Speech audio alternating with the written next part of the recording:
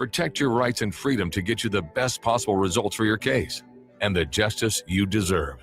Trust your rights and freedom to Liberty Law Group, attorneys serving Nebraska and Iowa. Call them today at 877-404-5238. That's 877-404-5238. Or check them out online at libertylawgroup.com. If one of the things running through your mind as a business owner is the recurring worry of possible cyber attacks, you can let out a sigh of relief. Hamilton Business Technologies has you covered. As the official business IT partner of the Huskers, we offer real-time threat monitoring, advanced security protocols, and more to keep your data safe from harm. We care about the success of Nebraska businesses and communities like yours. Learn how we can help you at hamiltonisbusiness.com. Hi, Kendall Warnock here, owner of A1 Automotive. If you own a BMW, Audi, Volkswagen, or Mini, you know specialized service matters. Our team uses advanced diagnostic equipment, OE equipment, including factory-level software, to accurately diagnose and repair your vehicle. Dealer-level capabilities with hometown service. A1 Automotive, 1117 L Street. You can call us 402-477-4660. At Parkview Animal Hospital in Lincoln, it's not just their professional care that sets them apart, but their warm staff and state-of-the-art facilities. Whether it's for a routine checkup or a comprehensive medical procedure, at Parkview, your pet isn't just another number, but a valued member of their caring family. Visit them at pahlincoln.com today and in person just south of 14th and Pine Lake Road. Parkview Animal Hospital, your pet, our passion. For happier, healthier, furry friends. If you want to make new floor shopping easier, come to O Street Carpet. Hi, I'm Steve Carper. Our flooring professionals can help you choose the best flooring for you, your family, and your budget. We eliminate the confusion. Even better, you'll be enjoying your new flooring much sooner. No 6 or 8 week waits. We'll install right away and save you money on installation. Floor shopping made easy every day at O Street Carpet. O Street Carpet. 1732 O Street. Family owned and operated. Always the best value. Perch Merch is your one-stop shop for all your printing and promotional needs in Lincoln, Nebraska. They specialize in screen printing, embroidery, vehicle wraps, window wraps, print collateral, promotional products, and signage. At Perch Merch, they're committed to delivering high-quality products and exceptional customer service. Their experienced team of designers and printing professionals will work with you every step of the way to ensure that your vision is realized. Call for a quote today at 402-217-5212 or go to perchmerch.com. Get rid of pesky critters once and for all with Bats to Rats. Their expert team is here to help you reclaim your home. No more sleepless nights caused by crawling critters or flapping wings. Bats to Rats ensures a safe environment for every family member. Check the website at batstoRats.com for amazing offers, and if you mention this ad, you'll receive $10 off your initial inspection cost. Call Bats to Rats today at 402-781-8691. That's 402-781-8691. Bats to Rats. This is Lincoln's home for sports talk on the FM dial. Also online at theticketfm.com. On the internet. KNTK FM Firth, 93.7 The Ticket. Coming at you live from the heart of downtown Lincoln. This is Old School with Foreman and Orman. Old School with Foreman and Orman is sponsored by Graham Tire Company of Lincoln. Nebraska Football Hall of Famer Jay Foreman. Here's Troy Detmer dropping straight back in the pocket. Rifles a pass. It was tipped and picked off by Foreman. He's at the 15, 10, 5. He'll score! Foreman got it, and it's touchdown Huskers. Black Shirts answer the call one more time. And Austin Orman. Hour one of Old School is sponsored by Heartland of Nebraska Windows. Old School with Foreman and Orman on 93.7 The Ticket and theticketfm.com. That it is. Welcome in to Old School, brought to you by Graham Tire Company. Austin Foreman, Husker Hall of Famer Jay Foreman with you on a beautiful Thursday here in the capital city. Glad you're part of the show. You can, as always, make your voice heard. 402-464-5685 on our starter, Heyman Jewelers text line. Jay Foreman, a good afternoon to you. How's it going? Good afternoon, my octoroon. That's a new one for you, Austin. I got to keep you on your toes. Okay, so it's not the first time I've heard that. You used to use it more like a year or so ago. It's the first time I've heard it in a long time. But that's what I'm saying. It's not fresh. It's recycled. I got to bring it out. Same old soup. Just reheat it. That's right. It's back like Return of the Jedi. That's right. I got to bring it out the vault, man. There we go. This Thursday. Indeed. Nebraska men's basketball cracked into the vault. Heard from 4 players earlier today. We'll get into that throughout the course of this first segment. We have a decision made by the NCAA on the first round expansion, the second site. It'll be Dayton and TBD.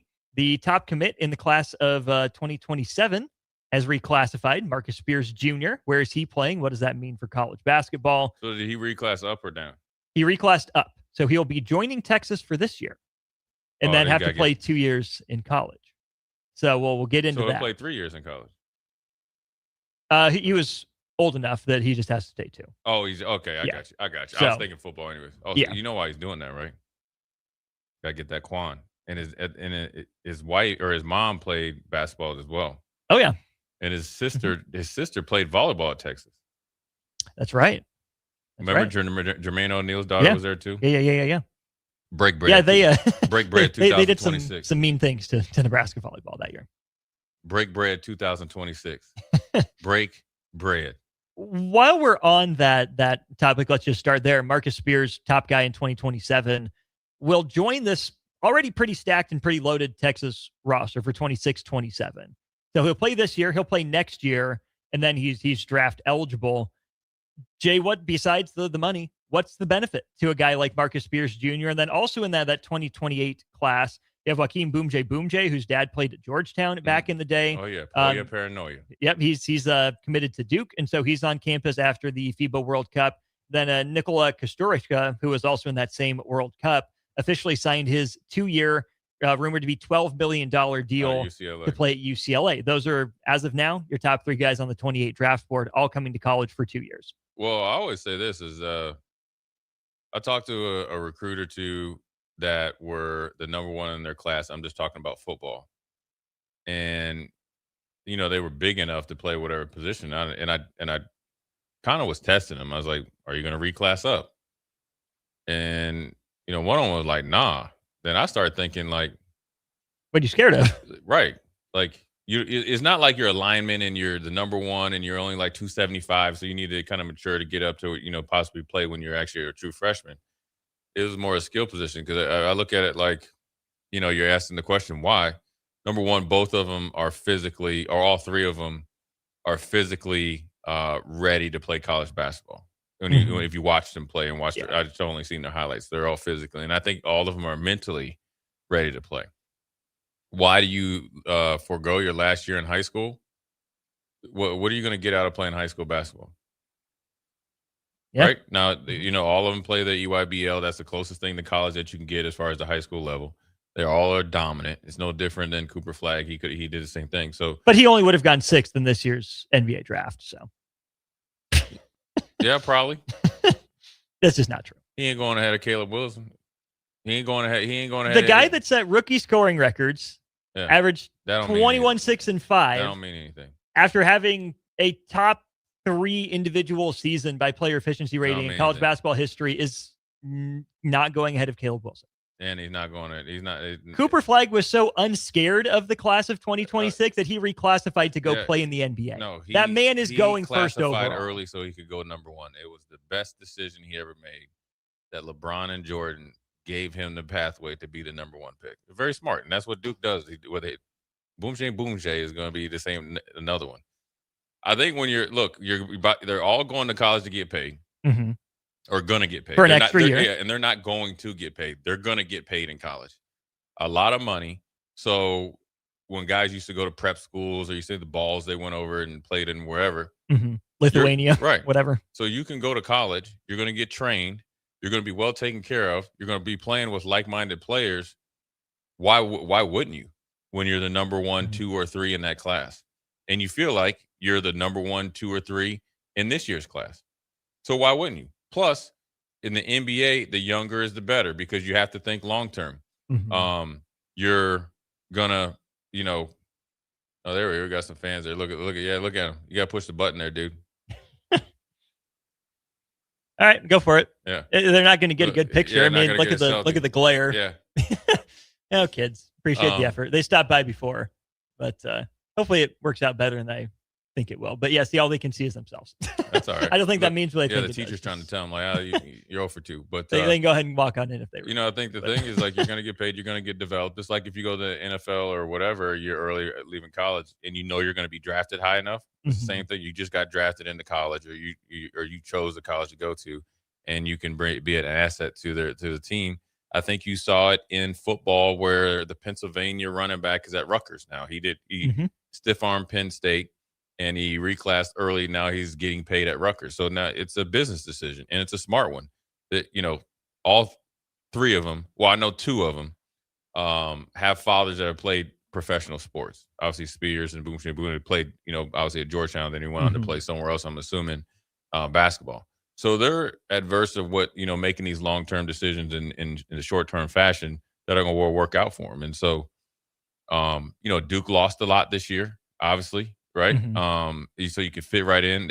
Both of the programs have really good coaches, developing players and getting them to the next level throughout their whole career. And obviously, Shire's new to being the head coach, but he's a part of all those guys that have been there. And, he was the lead recruiter for most of those guys. And developing them too. So they're in good hands. I would be looking at them different if they didn't. You're getting your pockets fat. You're getting trained. Like if you watch Duke and their kind of like their off-season series, that's the closest thing. It's like Georgia and Alabama in football and Ohio State and all that. That is semi-pro basketball. Yeah. You're going to see a lot more kids try to do it. I think and it's almost like the early entry in the draft way back in the day. You were probably a little kid since I could technically be your dad. But has that gotten to be any more comfortable with that? No, it hasn't. Now I'm looking at you. Now I'm thinking when guys could go out of high school, right? Kevin Garnett and those guys and Kobe, they should have came out of high school. Yeah. Then you start to have some of those horror stories where guys would come out of high school and then they had nowhere to go because Uncle Rollo and tell them to go, and they had a good AAU season. They thought they could go. So you're going to see some guys, unfortunately, go because they think they're going to get paid. Now you got to have colleges willing to take you. You're not going anywhere if you're not going to get paid. But ultimately, these guys are pro ready right now. It's just fast tracking it there, and it's going to work out well for both of the universities and the players. Yeah, I'm curious to see which schools continue that trend, right? Higher level schools in the Big Ten, in the SEC, and the ACC, and the Big 12, I'm sure it's coming too. That makes a lot of sense. Big East, right? I could see UConn jumping on that bandwagon at some point. Even, like Boston College with Luke Murray, UConn's lead assistant, I could see as a lesser known school getting in on that. Illinois obviously has gone the foreign route quite a bit. I wonder how many other programs, though, Jay, will be able to have the infrastructure to pull that off, the money to pull that off, the role availability to pull that off, because I could see so many programs look for that. Oh, hey, young, quote unquote, cost controlled talent out of high school, just got to reclass. Yeah, we have a role for you. And then you get to campus when you're clearly not ready. Yeah. But like you said, it makes sense if you're top 3 guy in this class. I mean, DeBonsa, Peterson, Boozer, all those guys could have reclassified like Cooper Flagg and probably been just fine. Yeah. But I'm worried that I don't think it'll start a trend, but you have to at least keep it in the back of your mind. How many other kids will think they're ready, walk into a situation that they're promised a lot, and then either they're not able to deliver because they're not physically or mentally ready, or the program won't deliver for them because it's not financially ready, or in terms of the stability for, the younger player walking into that gym for the first time. Yeah. And you got to make sure that you have, a great, team around you. I would like to think and hope that the college coaches are not going to sell them a bill of goods. Cause what I'd hope doesn't happen is that they influence guys to do it so they don't go somewhere else, or the potential to decommit from where they're at to go to somewhere else. Or if it's the agent thing, looking for that early 3%, right. Whatever. And so, hopefully it's not a lot of guys doing it, because to be honest with you, there's not a lot of guys capable of doing it. We're talking about, Marcus Spears, whether he reclassed or he kind of waited his regular time, he's going top 3 anyways, all of them. And so, I think like you said, there's only, it's not just the infrastructure, it's the coach, it's the assistants, coaches, it's the developmental coaches, it's even down to the student managers as well, that help out in practice. Yeah. If you don't have that, and then you also have to have a really good, obviously, NIL department. You got to have a really good, weight coach and weight program for them, because even though they're going to come in and get into with the older players, they still have to develop because they are, a little bit younger. Then you have to have a good, person on staff that can kind of continue to push them and coach them mentally, because they are immature at that age, right? So you got to get them and say, okay, you're going to be immature, but you got to fake it till you make it as you start to go through the process of maturing. And so it's really, it's two basketball seasons, but it's really just like what I always say about football. It's about like 15 to 18 months, whenever you get there, the first season, you should see a lot of progress as the season goes on. You have a quick, the off season, another season, you're gone. Yeah. Right. And so it's a 15-month deal. And, you could potentially see it, some in football, probably not across the lines, maybe on the edges, in the skill position. And obviously quarterbacks is going to be really interesting because, like I said, originally, if I was the clear cut number one, let's just say, I guess, athlete, or I guess, I played, I'd only played safety like 4 games, but just say I was, right. And I was, 6'2", 195, and I did all the underwear Olympics, and I was a sophomore, right? So sophomore going into the junior year. Yep. So and I break people off my junior year. You dang right I need to be reclassed, because I would think I need to. Let's take the quarterback example here. Right. Let's go straight up the road to Millard South. What's better for a quarterback of Trey Taylor's caliber? Another season in high school with live on-field reps, or reclassifying and getting in Nebraska's program earlier, but with fewer reps? Well, I think, I'm looking at Marcus Spears Jr. He goes to some prep school, so I think they're fast forward. So really, to be honest with you, to answer your question, Trey Taylor would have had to go to the Lincoln Southwest High School. And that's what we said all along, right? Yeah. Or at Lincoln School, because they're on the block program. So you would be fast-tracked to be able to have that as an option. So that's just because I have basketball players that go there. So that's the only reason I know it, and everybody else isn't on a block situation. For him, I think he's definitely talented. Obviously, he's obviously the number one quarterback in a 5-star. But I think for him, it's just my opinion, and this isn't even a knock, what the level of competition he played at in Chicago, it's coming here, it's going to be a step up. Even though it's going to only be 1 or 2 games, it's what he needs. And I think he just needs another year to kind of lead guys and kind of just get ready. He's talent-wise, he's ready. And I'm pretty sure he has a pretty good grasp. I'm pretty sure he could pick up a playbook. But at some point, you got to see a guy with live bolts around him. Right. So you want to see another year, and then, he'll be an early enrollee. I mean, really, to be honest with you, we're almost in the middle of July, and then, you're really only going to Thanksgiving. Yeah. Well, that's why I think that early enrollee thing is like the perfect middle ground. For him. Because you can still get your actual game reps and still be to campus before the vast majority of the guys in your class. That to me is the perfect middle ground. And this year, with the quarterback situation, it's not an advantage for him.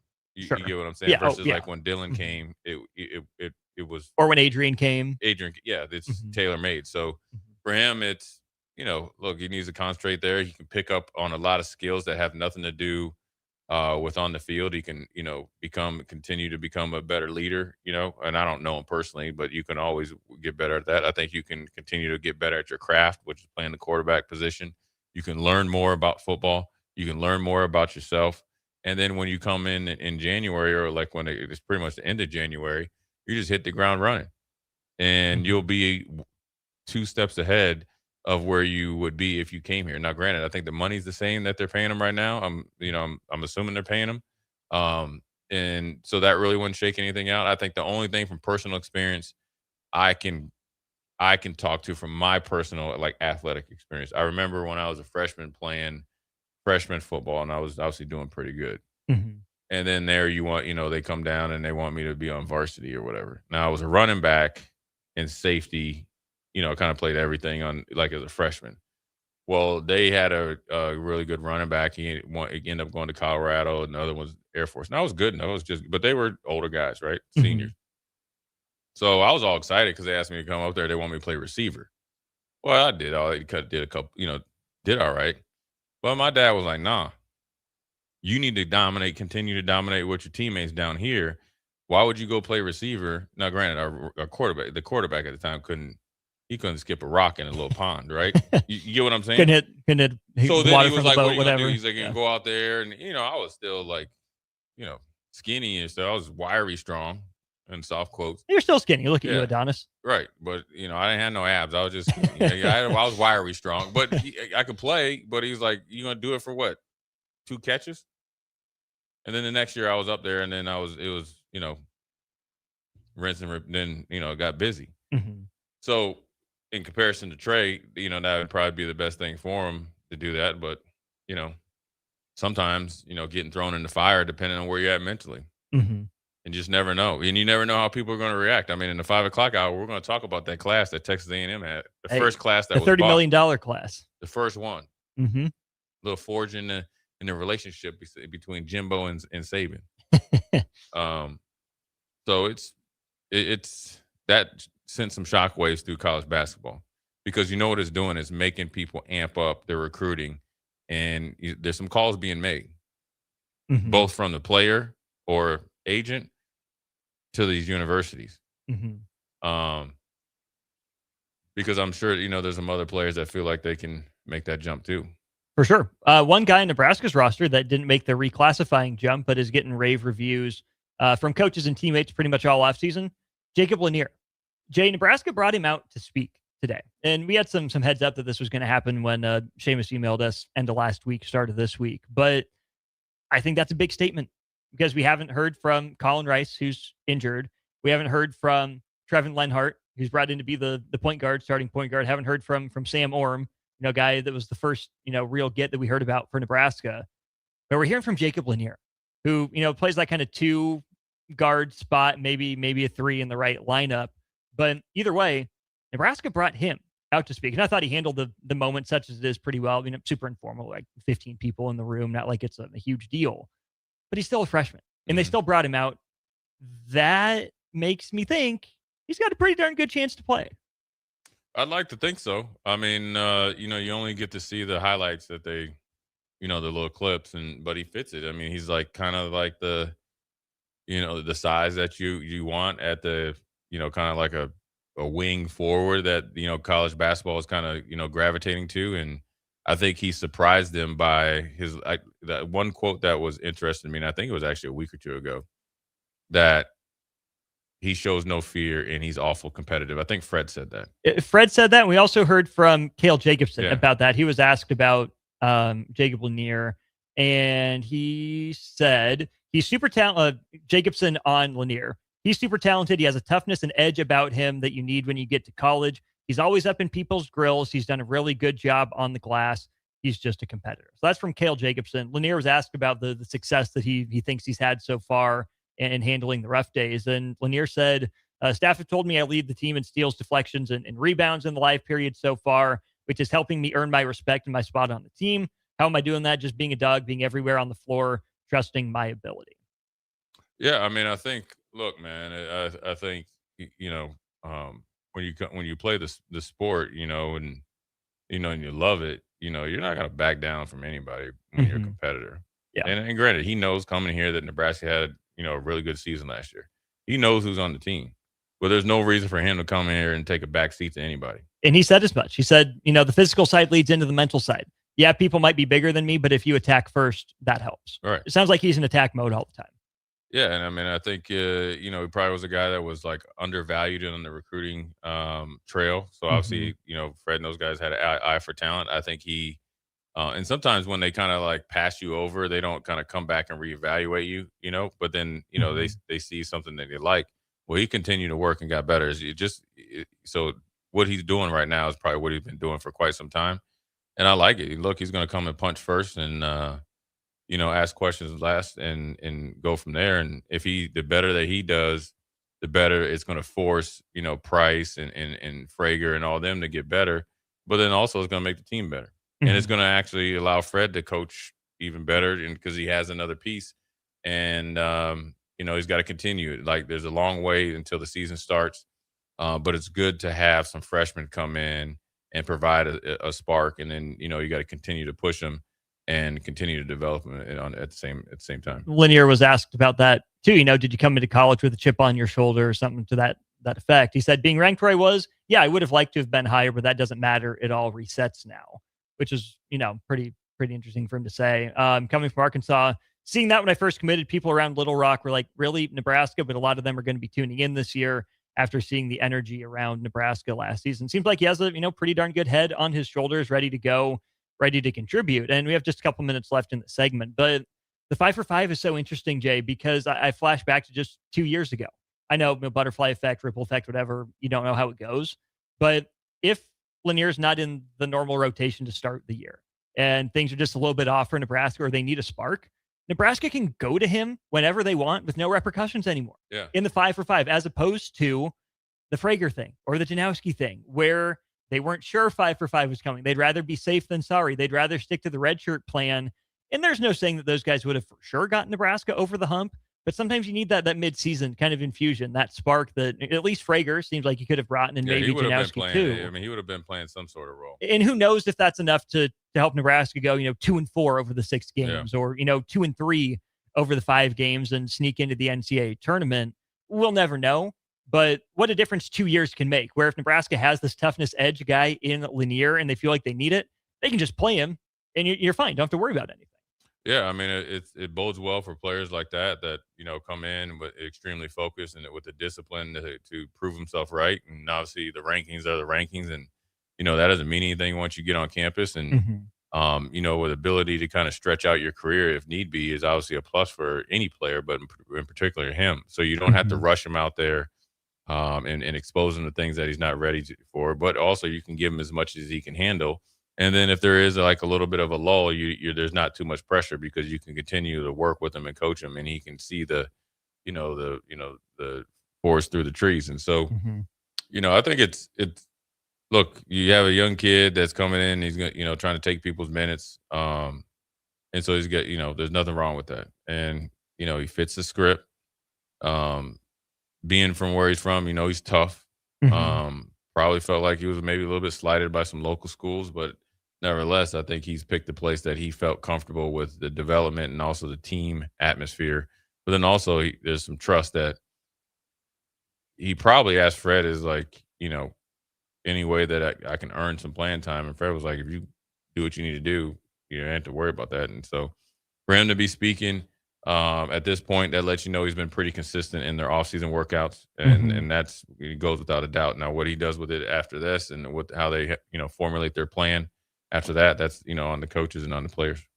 That it is. All right, we'll take our first break of the show. We'll tell you about WordStock coming up next. Kat from Link to Literacy in studio joining us, kicking off about a month-long series of interviews we'll have with the good people of Link to Literacy, getting you set up for WordStock coming up in about a month. We'll do that next on Old School. Watch Old School live on Facebook, YouTube, or Twitch. Old School with Foreman and Orman on 93.7 The Ticket and theticketfm.com. Husker fans, the 2026 Nebraska football season is quickly approaching, and we need you in the Sea of Red at Memorial Stadium this fall. Single game tickets for all 7 home games start at just $45 and are now available in both end zone and sideline seat locations. These tickets are only available while supplies last, so get yours today before they're gone. To purchase your Husker football single game tickets or for more information, visit huskers.com/tickets. Go Big Red. Hey Nebraska sports fans, this summer, professional tennis returns to Lincoln. Watch rising stars of the ATP Tour compete for over $100,000 in prize money for the 2026 Lincoln Challenger from July 12th to the 19th at the Sid and Hazel Dillon Tennis Center. Witness top tennis pros compete right here in Lincoln and experience tennis close-up like never before. To purchase tickets or to sign up for volunteer opportunities, please visit www.lincolnchallenger.com. Not just a stop, a stage. Lincoln Challenger 2026. Here's your updated 93.7 The Ticket forecast, sponsored by Bryant Air Conditioning, Electrical, Heating, and Plumbing. Sunshine mixed with clouds at times this afternoon with highs around 87. Northeasterly winds 8 to 15 miles per hour. Lows around 69. Tonight, partly cloudy skies. Slight chance for storms again. Tomorrow, 85. That's your updated forecast on Lincoln's home for the Kansas City Royals. 93.7 The Ticket. I'm meteorologist Kara Foster. Right now, 88. When something breaks, you want someone you can trust to fix it right. Empire Repair is now open in Waverly and ready to serve our community with reliable auto repair and maintenance. From routine service to bigger repairs, our team is here to keep you on the road. Stop by Empire Repair in Waverly or call 402-786-2224 to schedule your service today. Empire Repair, proud to serve Waverly.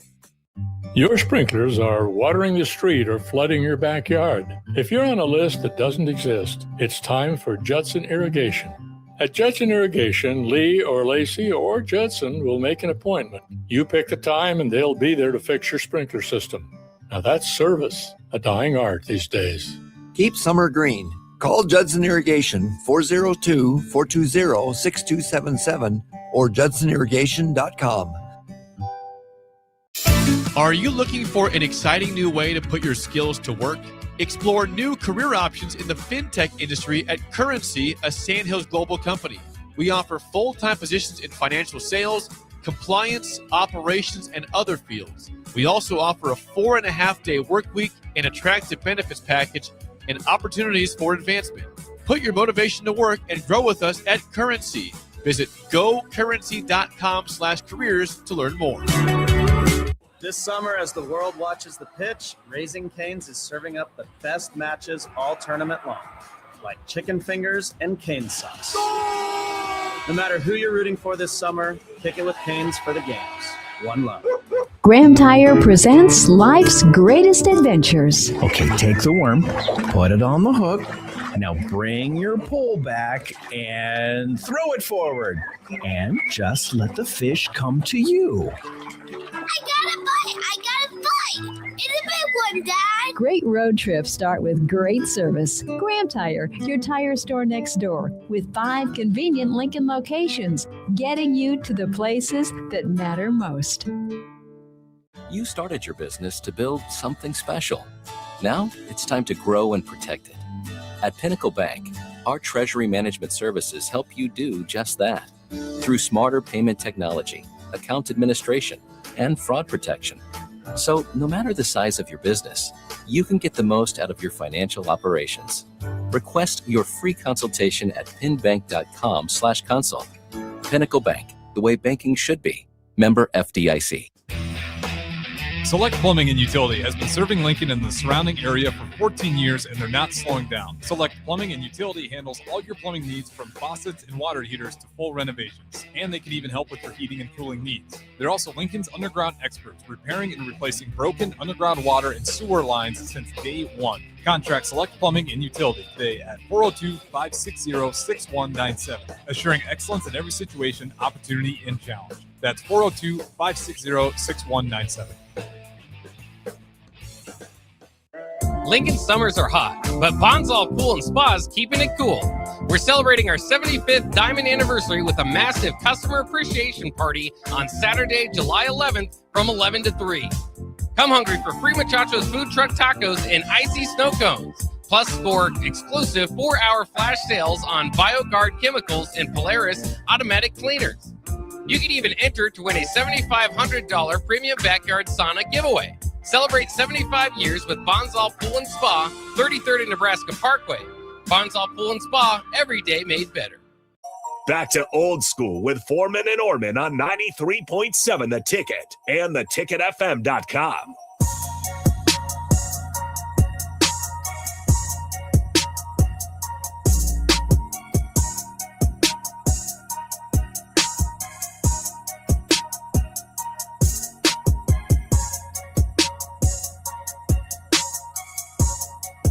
That's right. Welcome back in. It is Old School, brought to you by Graham Tire Company. Pleased to be joined by Kat from A Link to Literacy. That's right. Just about a month away from Wordstock. Once again, Kat, welcome back. Good to see you. How's it going?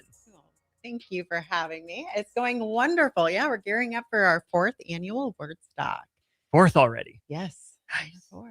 And so every year we've been doubling, and we're ready to double our attendance at this new Wordstock year. Okay, take us through the doubling. What did it start at? Where are you hoping to get then? Yeah, so first year we had about 400 book lovers. Second year about 800. Last year was 1,600 people, and so we are super stoked to see if we can get more people, more books, more community at our 4th annual Wordstock. That would be, if my math is correct, 3,200 people? Yeah. Hypothetically? I think we can do it. You mentioned, lean into this, same location, but new location in the same Right. location. Take people through that. Yes, yeah. So every year we've had Wordstock over in the smaller area, enclosed shelter at Antelope Park. And then so this year we are moving up to the Ald Pavilion and have the space all the way in between to the band shell as well. So it's going to be packed full of activities. How'd you come into the bigger space? Oh, well, actually, our wonderful director at the parks, Maggie, last year was one of our celebrity readers, and she was just like, I think you've outgrown this space. And so they are amazing over there at the parks and are helping sponsor so we can get that whole space this year. Yeah. Walk us through like the week leading up to it, because as you've grown, obviously more things come across your desk and plate. Talk about like when you lead up 2 or 3 days before, and then obviously when you start to maximize this event. Yeah. Yeah. So leading up to this event, we are collecting books. So we have 14 different book drop locations where all of the city, anybody can go and drop the books off at these locations where our amazing volunteers are then scooping them up every week, taking them to their homes, labeling them all in different categories so that they're all ready for the public to come and take as many as they want at the event. And so leading up to the event, we are working with our different vendors and our volunteers. We have a need for lots of volunteers that day to set up and to help sort books the day of, little things like even picking up garbage. So we're looking for more volunteers, more books, more attendees. Always wanted to ask, I'm not a reader. Try to read, 1 or 2 books a year. You have people for that. I wish. And I don't even do the audio books. I need to. That counts. I need to do a little bit better at that job of that. Talk about the benefits of reading. I know I have friends that read. I mess with them all the time, but I know there is a benefit to reading. What are some of the benefits, whether you're young, middle age, or old of reading? Yeah. No, that's perfect. So, reading builds curiosity, confidence, communication, character. Are those like all the same things that you do with coaching too, right? Yeah. Oh yeah. So, Oh yeah. I feel like we go hand in hand. Yeah. Yeah. You can coach me to read a little bit, but yeah, I understand it. I think when I was playing, with long, plane rides. I probably should have been studying my playbook. I always made sure I read, a book or two. So I was probably reading more at a younger age versus now, probably on the phone too much, but I know there's benefit to it. I do read a book a year though. I pick one. You know what? That's more than a big percentage of the population. So you're winning. I know all of us in this room have access to more books than we read every given year. Not everyone does. How big of a part of the idea behind Link to Literacy and Wordstock was just plain and simple access to books for kids and families? Yeah, a huge part of it because we are so blessed. We probably all have bookcases that we won't ever get to reading all of, which is not the norm for a lot of our population. And simply having the access to those books is a leg up in education and opportunities for life. So yes, Wordstock and Link to Literacy in general, with some of the other programming that we support, like Dolly Parton Imagination Library, is all about access, and a diverse bookshelf is really a big deal as well. So yeah, we would just think that it's also really cool at Wordstock that gift of choice. So not just getting what's given to you at school, not just what's given to you because your parents say that you should read this, but like what actually interests you. And I think that's how we create more readers as well. Talk about being creative. For our listeners, obviously, this is your 4th year. Talk about from the start to finish, where the idea come from for Link to Literacy, and obviously, it's grown, but talk about the process of, all right, this is something I want to be passionate about and I'm going to get behind. And obviously you've got a lot of people supporting you. Yeah. The idea came from really community partners that we saw gaps, and so we're all about filling the gaps of literacy opportunities in and around Lincoln and Nebraska. And so working with different community partners and identifying their needs and how we can fill them is really where it started. So for example, right now I have almost 400 backpacks full of age appropriate books in our basement over at the Foundry, full for kids in foster care. Kids in foster care get sent with a paper bag of their few belongings or some clothes, offering them the dignity of a brand new backpack full of gorgeous hardcover books that might interest them and that are age appropriate for them is a huge deal. It's something that they can call their own and escape. And I mean, that's one of the books that always inspired me as a kid was where the wild things are. Yeah. Because that was the first time where I really thought, wow, like I can be in my bedroom and I can leave it and I can have a whole adventure and then come back. It's just, it's something that is magical. Oh, it absolutely is. And I can speak for that through the Dolly Parton Library as well. The different books that my sons have gotten. I remember you first came in here, like, oh yeah, I guess I might get up for that right away. I come from, a lineage of teachers and readers. That's what they do. And so, okay, perfect. Sign the 7-month-old for it, as soon as he was born. And so it's perfect to see the books get into their hands. And, sometimes he takes right to it. Other times it takes a while. He's always come around to, hey, I want to read this new book at some point. Good. And hopefully over and over and over. oh, for sure. Absolutely. And I'm sure those of us as kids have experienced this. Kind of get tired of the books as a parent for a little bit. Yeah. I am not necessarily proud to say I have been the dad that's hidden the favorite book for a couple days just to try to get something new, but he always gets it back and he's forgiven me as far as I know. You mentioned the need for those books. 14 different drop-off sites around town. What's the best place for people to go to figure out where those are? And what are like the guidelines for the books that you take for donations? Great. That those are listed on our website on the Wordstock tab on all of our social media accounts. There's 14 different locations all around town. This is nonfiction, fiction. This is for kids and adults. This is pretty much anything. We'll pretty much take anything that is gently used or new. That's not college textbooks. We're even taking, cookbooks are yes. Activity books are yes.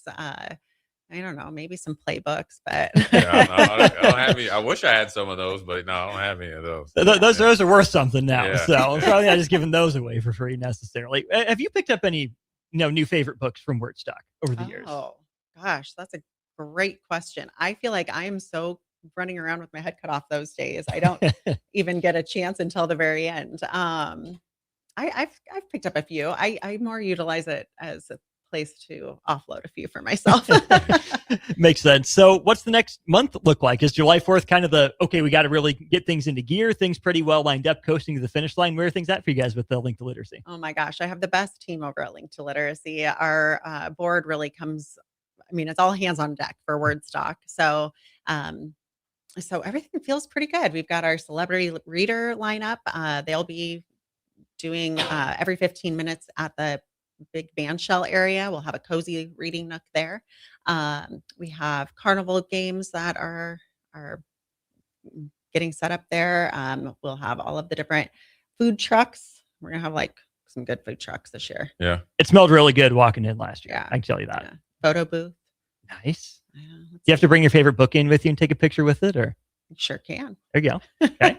Sure can. And this year also we'll have tie-dye for the kids. So last year we had tie-dye for the adults, and we got a lot of requests that we needed kid shirts. So this year we'll have kid shirts too. There you go. That's all going down August 22nd. Starts at 10 a.m., goes till 1 p.m. Antelope Park, Ald Pavilion, all the way to the band shell this year as well, as Kat was telling you. Free books, activities, food, and obviously fun for all ages. Kat, great to see you. Thanks for coming in, telling us all about it. Best of luck with the rest of the preparations, and we'll see you out there August 22nd, if not before. Yeah, thank you so much. Yeah, thanks again. We'll be back with more of Old School next, 93.7 The Ticket. Watch Old School live on Facebook, YouTube, or Twitch. Old School with Foreman and Orman on 93.7 The Ticket and theticketfm.com. Husker fans, the 2026 Nebraska football season is quickly approaching, and we need you in the Sea of Red at Memorial Stadium this fall.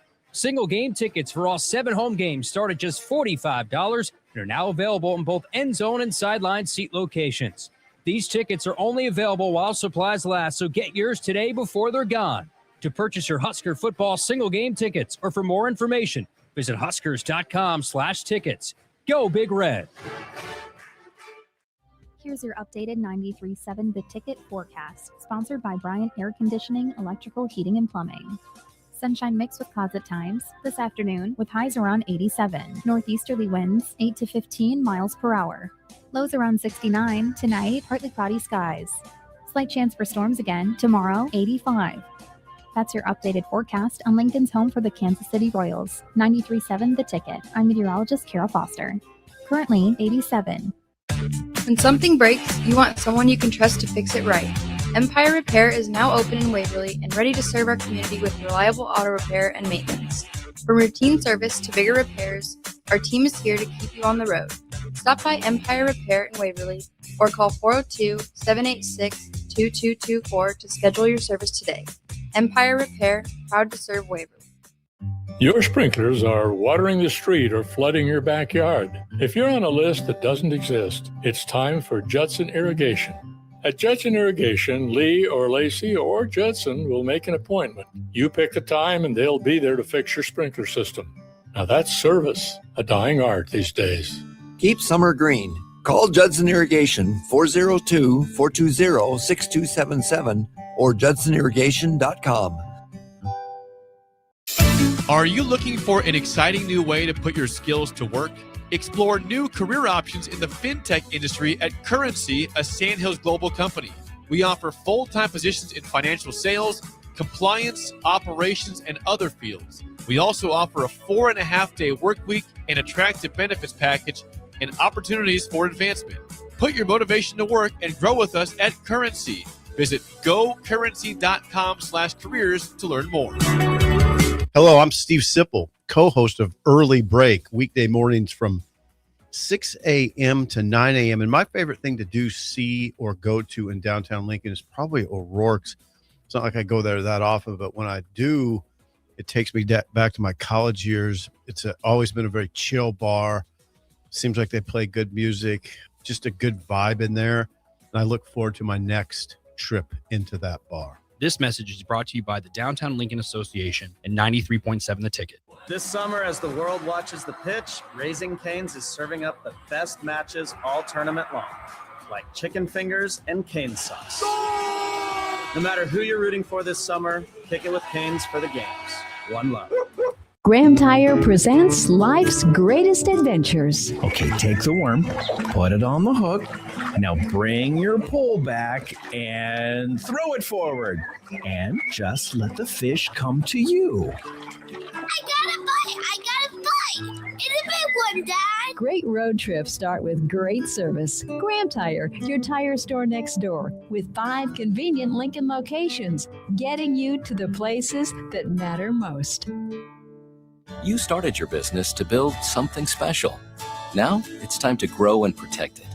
At Pinnacle Bank, our treasury management services help you do just that. Through smarter payment technology, account administration, and fraud protection. So no matter the size of your business, you can get the most out of your financial operations. Request your free consultation at pinbank.com/consult. Pinnacle Bank, the way banking should be. Member FDIC. Select Plumbing and Utility has been serving Lincoln and the surrounding area for 14 years, and they're not slowing down. Select Plumbing and Utility handles all your plumbing needs from faucets and water heaters to full renovations, and they can even help with your heating and cooling needs. They're also Lincoln's underground experts, repairing and replacing broken underground water and sewer lines since day one. Contact Select Plumbing and Utility today at 402-560-6197, assuring excellence in every situation, opportunity, and challenge. That's 402-560-6197. Lincoln summers are hot, but Bonsall Pool and Spa is keeping it cool. We're celebrating our 75th Diamond Anniversary with a massive customer appreciation party on Saturday, July 11th from 11 to 3. Come hungry for free Muchachos food truck tacos and icy snow cones. Plus, score exclusive 4-hour flash sales on BioGuard chemicals and Polaris automatic cleaners. You can even enter to win a $7,500 premium backyard sauna giveaway. Celebrate 75 years with Bonsall Pool and Spa, 33rd and Nebraska Parkway. Bonsall Pool and Spa, every day made better. Back to Old School with Foreman and Orman on 93.7 The Ticket and theticketfm.com. Welcome back in. It is Old School. Big thanks to Kat from Link to Literacy for joining us here, kicking off a whole series of interviews we'll do over the course of the next month and change as Wordstock, just over a month away, August 22nd, again, out at Antelope Park. Some more basketball news wrapping up at this hour here, Jay, in college. Wichita is the new Dayton, or should I say the second Dayton. They have that city has won the bid for the second site of the expanded opening round of 2007 and 2028. So again, this is not necessarily permanent, but it's a 2-year trial run for Wichita as the second host site of the expanded first round. The first 4 to the first 12, I think it would be officially then. And so 2-year trial run, the big determining factor for Wichita, geography. I think that lends a lot of hope in case Omaha still wants to keep its hat in the ring moving forward. Yeah, I mean, Wichita's hosted, I know they host a lot of like live events and stuff like that, so they're more than capable of hosting, the first, I don't even know, you can't even call it the first 4. So, that's probably right on brand. It's really good for the city of Wichita. Obviously going to, bring a lot of money to the city. And so obviously, hopefully they'll be ready for that. And then, for Omaha, I think they're right on the cusp of doing the same thing on a consistent basis. I think support at Omaha and the state of Nebraska supports, all the big events that come in. And so I think, Omaha should be right on at the top of the list consistently of, hosting, and whether it's the first round or, potentially second round. Albuquerque and Des Moines were 2 other cities that Matt Norlander mentioned in his piece, with a comment from some people in the know in and around those discussions, among 4 or 5 others as well. So something to keep in mind, keep on the back burner. And Jay, speaking of the back burner, the Kawhi Leonard trade, not official. Statement from the Raptors regarding our planned trade with the Clippers for Kawhi Leonard. The NBA League office informed us that as a result of the ongoing investigation involving the Clippers, we would assume the risk of any potential outcome of the investigation impacting Kawhi. In light of this, we will wait until the league's investigation is complete. The Raptors remain eager to bring Kawhi back to Toronto and look forward to a swift resolution for our players, our organization, and our fans. The Clippers put out a statement as well, talking about how they fully cooperated, reaching the agreement in principle, and continuing to deny that they did anything wrong involving aspiration. They say they did not funnel money to Kawhi Leonard. But as for now, that trade's on pause. Yeah, it's interesting that something that came up, and it seemed like it was put to bed pretty quick, like a year or so ago. Now is going to be a point of emphasis when he's leaving LA. And like I said, it was always fishy that he would actually want to go back to Toronto, to the Raptors. Not that it's a bad organization. I think they actually been a pretty consistent winning organization ever since they won a championship. But competitive at the very least. Competitive for sure. Mm-hmm. And done there were some of the right things in a limited market, even though it's a huge city. But the taxes is obviously what a lot of players talk about. You heard Chris Bosh talk about it when he went to Miami. You talked about multiple. Kyle Lowry talked about it, and how they aren't there in the offseason, whereas Kawhi wanted to go back there. You figured, like, okay, that's the place he could go that maybe doesn't want it, but he could get probably the most bang for his buck. But now it's on pause. Probably more of a, let's say, like a paperwork thing. It'll be interesting to see how it all shakes out and what they do, because Kawhi is still a prominent player in the NBA. He's a star player, and he's a franchise player, especially for a franchise like Toronto to go in with the mix of players that they have. It'll be interesting to see how far they go with this and what they do with it, considering it's actually one of the few places that he could go and kind of be off the beaten path. If you want a story to die, Toronto's probably the place. Not a big media market basketball wise. Obviously, hockey is prominent up there. Yeah. And then obviously, when they play games and when they travel, it'll be a little bit less stressful for, the NBA and, their brand. Do you think this trade actually goes through? If it doesn't go through now, it'll eventually go through. So at some point in time, he'll be there. I mean, because he can't go back to the Clippers. And who else would want him now? Well, they'd have to cut him, right? If they can't trade him, and they're hit with these. Yeah, it'll work out. They'll come. I mean, Toronto wants him bad enough, obviously, and he wants to go there. It's just interesting that they wouldn't. I view the trades that all these trades go through league office. So before it's even announced on the internet and all the different outlets, the NBA and the league office knew that they were going to investigate it. You should have put a nix in that from the jump. Now it's already kind of done, and everybody thinks it's already pretty much gone through. And you're like, oh, no, it's not official yet. This isn't a June 1st cut like in the NFL where you have a guy can go take free agent visits. So that's what's a little bit alarming, but I think eventually it gets pushed through. Speaking of a guy taking free agent visits, to update you on LeBron James, Denver removed from consideration. And then there were 5. Cleveland, Miami, Philly, Minnie, Golden State. I'd like to still be in the mix with Minnie. I think it comes down to Minnesota, Golden State, Philly. Shams is saying, at least from what he's gathering, Cavs, Heat, and Sixers appear to be the top 3. Well, then I'm totally wrong. I would hate all those. I like your list a lot better. I just think with the Cavs and the Heat, he's already done it there. So you're kind of always playing against that team. You know, Ray Allen isn't there, Bosch isn't there, Wade isn't there. Chalmers isn't there. Cole isn't there. Right. Battier isn't there. So, Anderson isn't there. Right. So that whole team. So then you're like, everybody. Bolster's there, though. Yeah, still. But everybody's going to be kind of comparing to that. Now, Cleveland seems like the best place to go as far as talent-wise and fit. Him and Spider, I think, could be, pretty good. Now, obviously, I think you'd have to move James Harden, right? Spider just got that extension, too, and probably Harden out the door. Right. And Spider would probably take he wouldn't have to take much of a secondary role. He'd be taking a learning role to be how to be a champion. And I think whatever they have there, whether it's Allen stays or Mobley leaves or whatever it is, I think they have enough there. And I like Atkinson.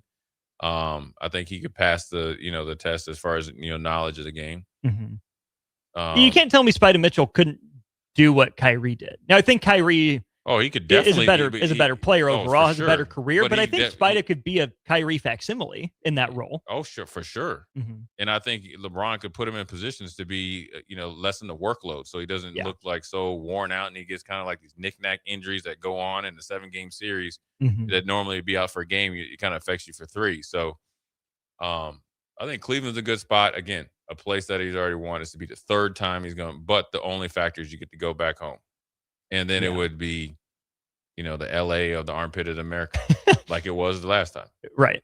I'm not mad at a Miami reunion. I don't know how that works in a basketball sense. I mean, that's a crowded front court unless Bron's running point for some reason at age 41. Bam, and Bron. And LeBron. That'd be tough to beat. All you have to do is shoot a couple threes and you're good.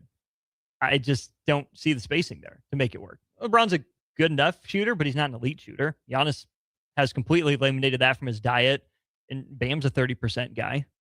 So I think if I'm Boston, I don't hate that matchup. If I'm a team that's not Cleveland, I don't hate that matchup. Well, Giannis, a focused and motivated Giannis with Bam and Bron. Again, in theory, Bron coming downhill at the 2, it's over. You're not going to name many better players or duos or combos than that. It's over. But I think there are basketball ways to beat them. Yes, if that happens. It's over. It's more over if he goes to join Ant-Man, though. Let's be honest about that. I'm telling you, man, that LaMelo ball. You know what's funny I saw about Ant-Man? There's a turn when you try to go to St. Paul and you got to get off the highway, and it's a hard right turn to go to the highway. They're like, yeah, how LaMelo Ball gonna handle this? Because homeboy is like known as a villain on the streets in Charlotte. I saw a nickname for the LaMelo and Ant-Man duo. It was Carmelo Anthony. Yeah. Yeah. He's a different cat. So I'm not really sold on him. And the Warriors just feel like a cop-out at this point. I like it, though. I know I do, but it'd be fun. But also, like, that's how you know it's a retirement tour. Why is that? Because he finally got to play with Steph and Draymond, and then they can all go out happy. Now, if LeBron plays another year, I think he's just on continual 1-year deals. I don't think LeBron signs a 2-year deal anywhere. Yeah, I don't think so either. I think it's a bunch of 1-year deals. Yeah. Potentially. So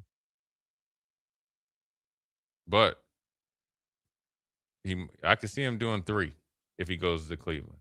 3 years? But it's only a 2-year deal. 3 years. Yeah. I don't know. I can't get that far. Why? Who does this man think he is? Tom Brady? He's LeBron James. Hands down, the GOAT. He can do whatever. He still is that dude. He still is. Yes. I don't know if I see it for 3 more years. I don't know if I see it for 3. Yeah, but it's for 2 years. It's a 3-year contract for 2. Well, why not just give him a 2? Because then it would be 2 for 1. So why not just give him a 1? Because then you would keep your flexibility. Then he would be in retirement. Okay, so we ended up where exactly I think it's going. You need to stop hating on LeBron, man. I'm not hating on LeBron. I enjoy him. I've been in your corner. He does not have 3 years. He has 2, but it's going to be a 3-year contract. I don't know. All right. Let's go to break. Let's discuss this more over drinks. Kevin Meyer in for Thirsty Thursday next. Yeah, that's right.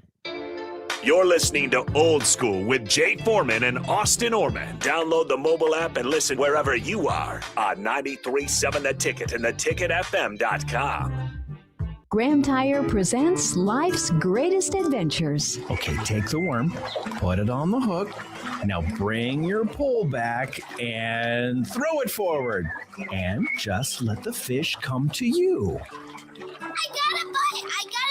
It's a big one, Dad! Great road trips start with great service. Graham Tire, your tire store next door, with 5 convenient Lincoln locations, getting you to the places that matter most. Heads up, LES customers, July 31st is almost here. And that's when our Fairfield Street customer lobby is closing for good. The good news, we've still got plenty of ways to support you. Find your best options at les.com. This is Lincoln's home for sports talk on the FM dial. Also online at theticketfm.com. On the internet. KNTK FM Firth, 93.7 The Ticket. Bauer Underground has been serving local contractors and utility contractors all across the state since 1997. When you see the black and white truck, you know the best workers in the business have arrived. Bauer is currently looking for equipment operators, laborers, diesel mechanics, and aerial linemen. Join the brotherhood built upon hard work, authentic people, and a pedigree of success. They're offering top-notch benefits, matching 401k, and a $600 per year clothing allowance. Bauer Underground, a family-friendly company with room for advancement. Rosie's Sports Bar and Grill. Open for lunch and dinner at 1501 Center Park Road, just south of 14th and Highway 2. If you're seeking a career with a growing company, Gaina Trucking and Excavating is hiring and looking for additions to their team. Gaina Trucking has a strong team culture, competitive pay, 401ks, and benefits like health, dental, and vision. Drivers are guaranteed 40 hours per week, even in the winter months, and are home every night. Start your career today at Gaina Trucking and Excavating. Apply today at gainatrucking.com. At Schweizo Construction, safety isn't just a policy, it's a promise. Build with us. Work safe, go home proud. We're hiring skilled craftsmen, laborers, concrete workers, and steel erectors who value quality work and a team that has your back, on and off the job site. If you're ready to be part of a company where your safety and success come first, visit Schweizo.com. That's SCHWISOW.com and apply today. Schweizo Construction, 40 years strong and still building the future. Big box stores are tempting for buying equipment for your high schooler in sports or for yourself in your sports leisures. But buying new is awfully expensive. Why not go somewhere with new and used options? Play It Again Sports has quality, slightly to gently used equipment, and 50% of their inventory is actually new equipment. It's more than baseball, softball, and golf. They also have equipment for disc golf, fitness, hockey, and more. Plus, they're always buying products. Bring your gear that you're done with and get trade money on the spot. Play It Again Sports at 48th and Vine. At Parkview Animal Hospital in Lincoln, it's not just their professional care that sets them apart, but their warm staff and state-of-the-art facilities. Whether it's for a routine checkup or a comprehensive medical procedure, at Parkview, your pet isn't just another number, but a valued member of their caring family. Visit them at PAHLincoln.com today and in person just south of 14th and Pine Lake Road. Parkview Animal Hospital, your pet, our passion. For happier, healthier, furry friends. Big value and big flavor meet at Wings and Rings thanks to the all-new delicious Duo Combo. This is the one you've been waiting for. Get one half-sized appetizer and 2 entrees with a side for only $19.99. Bring a friend for the best deal in town on any day of the week, during game time, or whenever the heck you want. Their made-to-order wings and chicken sandwiches are waiting for you at their 68th and O and 40th and Old Cheney locations. Stop by Wings and Rings and celebrate every day with the best meal deal in town. Why wait until Friday to start your weekend? Go ahead, start right now. You're thirsty now, and 93.7 The Ticket is here to help you stock up. Just in time for the weekend when I like to hit the clubs. Time to broaden your horizons and try some new wine and beer. It's Thirsty Thursday with Kevin Meyer from Meyer's Cork and Bottle. No pop today, but little There it is. Clicky. Little clicky. There it is. Maybe Stricky's still listening. We're still with it. He's back, baby. In effect. In full effect. Gentlemen, how we doing? Better now. How are you, Kevin? I'm doing just fine. Just fine. I was racking my brain for various themes that we could sort of drink to today. We are celebrating a full neon sign, which is awesome. Indeed. We're no longer Ayers Cork and Bottle. We are Meyer's Cork and Bottle. There's really not much. It's sort of that void. We got the All-Star break coming up in baseball. Mm-hmm. Nothing else really going on. So we're just drinking it to summer. And just for the heck of it. Right. And not only that, but with our regrettable departure of Zipline, we've been working on bringing in new Nabirska.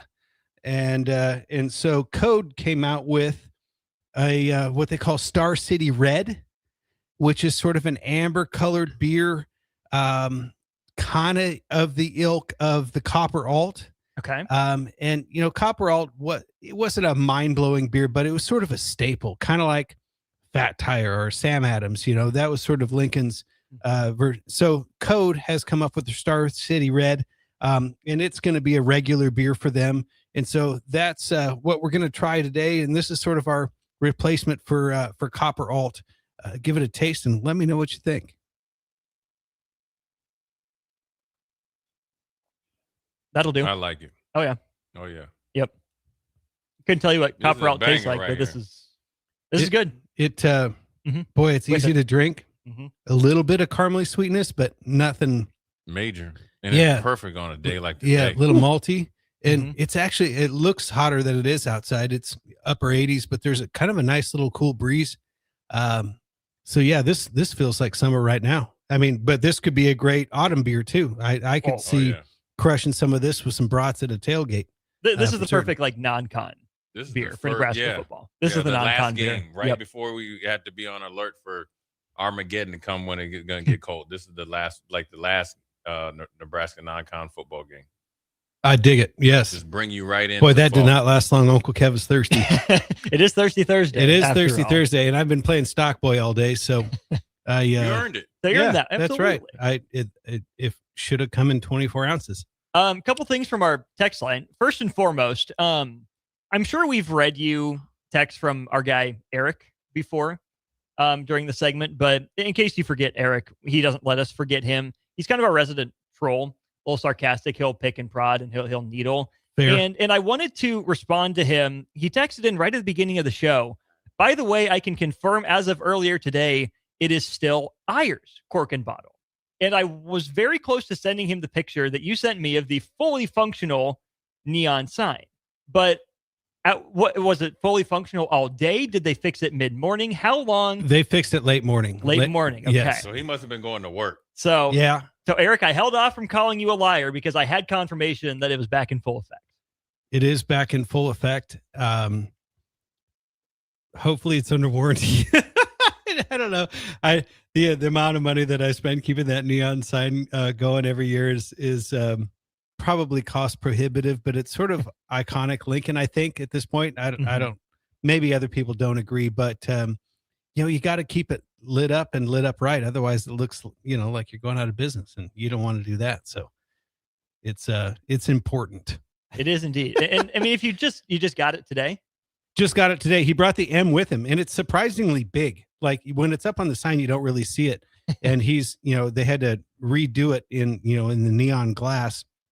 And I don't know how that stuff works, but it's got these little plugs on the end of it, and then it plugs in, and it's got, terminals and all this kind of stuff. And so he was just carrying the M around the parking lot, and came in and said, well, there you go. You're all set.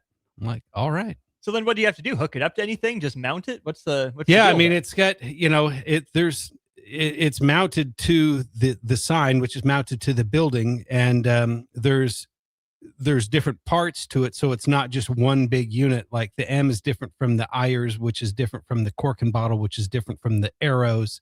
And so each one has their own circuit, their own sort of dedicated unit, I guess. And so there was just something wrong with the M, and I'm not sure what it was. It wasn't broken. He just said, yeah, it died out. It doesn't have any gas in it. So we got to fix that. Weird. Yeah. This is excellent fodder for radio. No, this is great. People We're are learning something. really riveted right now. Eric said, I was by there first thing this morning. How dare you try and bring my good name down? Well, Eric, I didn't bring your good name down because I waited to confirm, right? That's why we bring the experts in. I figured Kevin would know. So before I disparaged you, I wanted to check with Kevin. You're welcome. Eric, if you ever notice anything wrong, feel free to text Austin, and Austin will let me know. I appreciate you looking out. Sorry, go ahead, Kevin, Joe. Yes, sir. How was your fourth, man? That's the real question. Fourth was good. Again, not interesting radio fodder. I got my deck power washed on Saturday, and then I got it stained on Sunday, and that was a job. And then went over to the in-laws. I ate my weight in fried chicken, which was awesome. And then went over to my neighbors who, my buddy lives next to his brother, and they've got a bunch of land. It's a mile down the road from my place.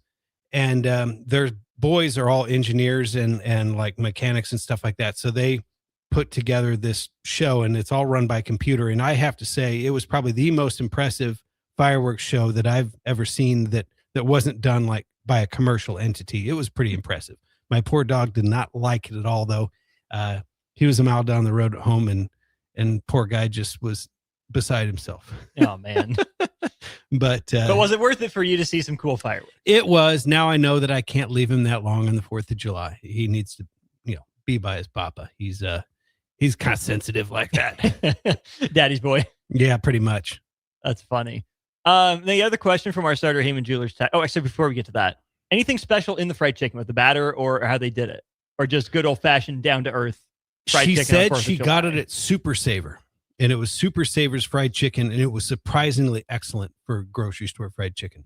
And she said, no, it's her favorite. She does that every year. This is my wife's older sister.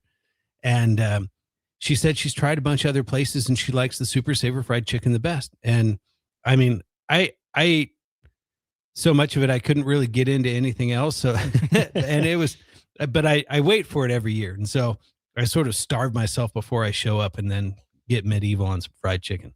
As one does. As one does. All right. Kip wants to know what's a good list of lake beers in your opinion. I'm about to get out on the paddleboard and I'm looking for next time.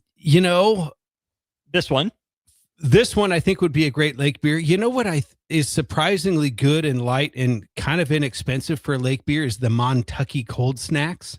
Oh, okay. And it comes in a 16-ounce can. You can buy a 6-pack of them for $8.99. It's not a knock your socks off complexity beer. It's a good lake beer, something that you can dive into the cooler on multiple occasions and be okay. And not drop a lot of coin, and it comes in a can, so it's easily recyclable, and you don't have to worry about broken glass and all that kind of stuff. So that would be a good lake beer. I mean, there's so many choices. It really just depends on what you like. I've been also really liking Prost Brewing, and they make a German-style Kolsch. And Prost, actually, they only make German-style beers, and so it's that whole like German purity law where they can only use hop, water, yeast, and grain, and that's it. And they make a Kolsch, and that I think would be a great lake beer as well. Jake Sorensen listening. Shout out, Jake. Montucky is fantastic. I have plenty of it in my fridge. Prost is also fantastic. Great call. 2 for 2 there, Uncle Kev. Look at me. Alex, are there any local Coors Banquet equivalents? Yes. Let's see. Local Coors Banquet equivalents. I would say give the cross-strain Blue Label Lager a try. Again, it's a 16-ounce can. It's a 4-pack, and it's got a bright blue label on it. And I believe it's called their Munich style lager. It's done by Cross Strain, Papillion La Vista, and it's just a beer, good solid.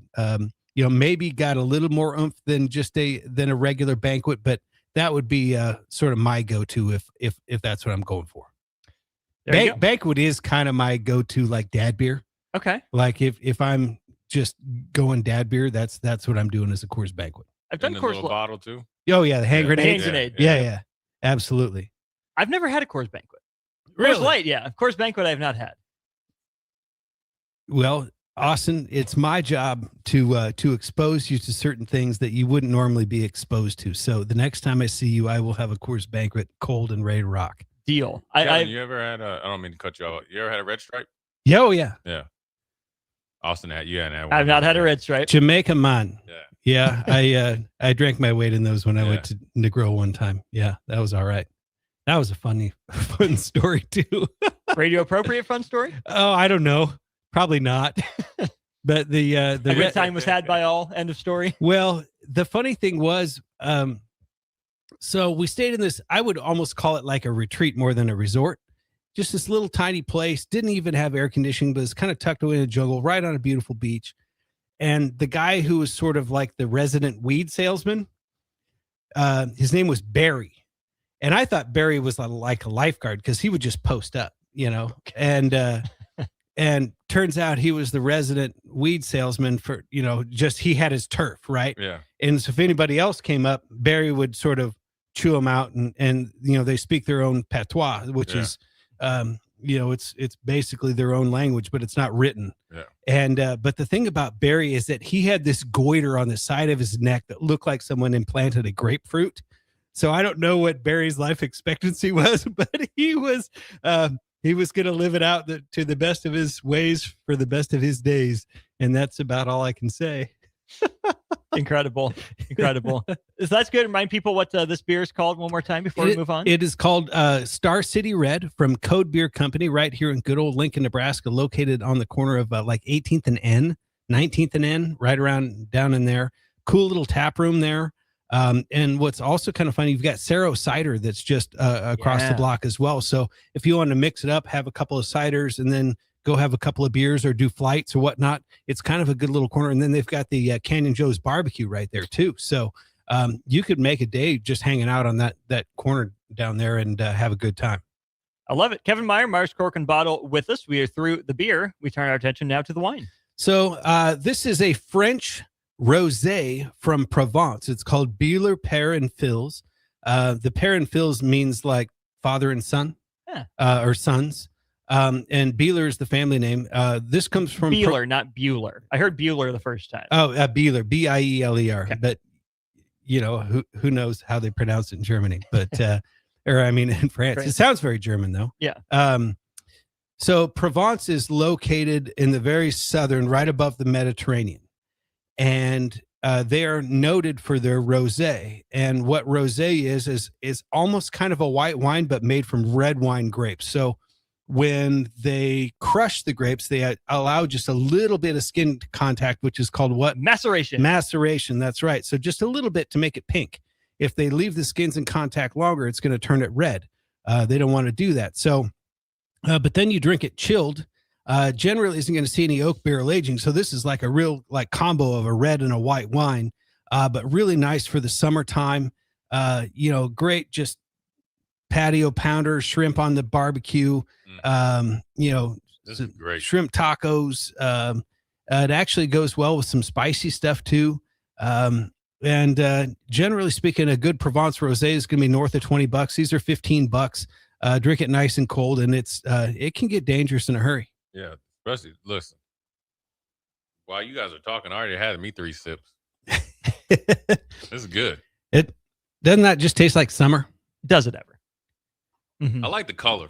Yeah, it's pink, but it almost in the glass has almost like a light orange sort of look to it. Which oddly enough, orange wine is actually a category. It's where they make white wine similar to how they make a red, only they're using white grapes, but they allow the skins to stay in contact, which they normally don't do. And the the result of it is called an orange wine. So it's actually its own category, but this is a true rosé from Provence, like I say, right above the Mediterranean. This is mostly a rosé of Grenache, but also has a little bit of Syrah in there.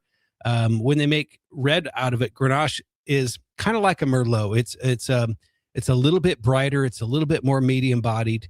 And then the Syrah adds a little bit of peppery quality. Now, you don't really get that when you don't have the skin contact. So it's just crisp, light, has a little bit of like fresh strawberry essence to it, not in a sweet way, but sort of a fresh fruit sort of way. And just like I said, can get dangerous in a hurry because it is pretty quaffable, as they say in the pretentious wine world. Quaffable. That might be the first time you've said quaffable in this program since I've been doing it. I'm full of weird adjectives, Austin. Well, I mean, they fit your field, so I expect you to be full of them. So. Full of something anyway. Well, ain't that the truth? But no, that's good. I get big like nectar vibes, like honey vibes. Doesn't taste like honey, but that's the color. Like it looked almost gold to me at first. Yeah, it does have a little bit of that. It is sometimes rosés are more pink, sometimes they're a little bit sort of blushy, a little bit off pink. This is kind of more that off pink style. Jay, you want a refill over there? Yeah, why not? That's not enough. Look at the smile. Yes, the famous Jay Farman smile. Yeah, you can give me a little bit more. All right, there it is. That's awesome. So you said this was a red style made from, white style made from reds. Correct. Can you go the inverse way? Well, that's sort of what an orange wine is that we just talked about. So like it's a white grape where they allow the skin maceration. Now, since the skin is green or white, it doesn't change the color of the wine much, but it does give it sort of an antiquish orangey hue, and that's why they call it an orange wine. So yeah, the inverse can be true as well. And then you can actually make a white wine out of red grapes. So if you've had a Pinot Grigio, it's white, but that grape actually grows on the vine red. So when you crush the fruit and don't allow any skin maceration, that pulp and the juice inside is essentially white. And so you can make a white wine out of red grapes pretty easily. Disc Golf Jake on the text line says, Star City Red is top notch. Great call, Uncle Kev. Matt at Code is also a good dude. Great taste in music he has, which leads me to, I need some playlist updates. What you listening to? What should people be listening to? Okay, let's see. I've been listening to some Skin Shape. Let's see. I've got to dial up my playlist here. Oh, this guy named Marlon Funaki. That's pretty good. I got to turn it down. Will Dorado. Will Dorado is probably my new favorite band. There's also this guy named Adrian Quesada, which is pretty good. Band called Runarounds. There's kind of a cool band called Old Mervs. So yeah, lots of things that have been on the Uncle Kev's playlist that have been kicking around. None of it is earth shattering, but some of them are hits, some of them are misses. But that's kind of the fun in exploring music. And you know, the great thing to me about wine is that it's a lot like music. So you can have something that's like more mellow. You can have something that's more intense. You can have something that's easy to listen to, something that'll pump you up, something that'll mellow you out, something that is created by an individual that's different from everything else out there. And so I think that's why I like what I do, because I'm into that sort of thing. So I pretty much have music going 24/7, well, except for when I'm sleeping, but the rest of the time, yeah, it's a constant in my life. I'd much rather listen to music than watch TV any day. I love it. Good stuff. 2 for 2, Jay. Oh yeah. Might even be 2.5 for 2 the way you were going. Yeah, 2.5. $15, nice and chilled. That's perfect. Summer day. That would be great with some shrimp. Oh boy. I mean, yeah. Now you like to saute yours, right, in some butter and whatnot, or grilled, or whatever. Yeah, I like a little, like just throw it in a grill pan, a little bit of olive oil, some good seasoning on there, and butter, a little butter. Yeah. Oh, and just a little bit of like, I don't do much garlic on my shrimp though.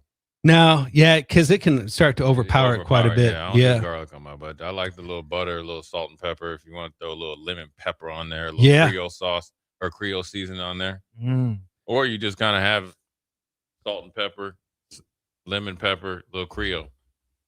Pile of each. Yep. There we go. Yeah. Little taste test. I like to make some homemade cocktail sauce too, and just have it, chilled on the shrimp chilled on ice, and then just dip it in the homemade with a little bit of horseradish. And that's good. Is that a proprietary recipe? No, not really. It's not. There's only like 3 or 4 ingredients. So nice. Yeah. How long have you been doing the cocktail sauce thing for? Oh, probably 10 years.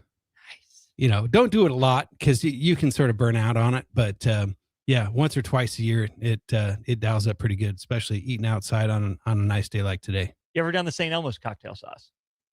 Can't say that I have. I haven't either. Jay, have you? Yeah. What do you think? Worth it? Hey. If you got a head cold, it will open up all your passageways. Oh, the horseradish. Pretty zippy? Oh, yeah. But it's great, though. It's like it'll open you up, but you just can't stop eating. Yeah. That's, the homemade stuff. It has a little Worcestershire chili sauce, a little bit of ketchup, and then the horseradish, some pepper, and then I like to put a little hot sauce in there too. Yeah.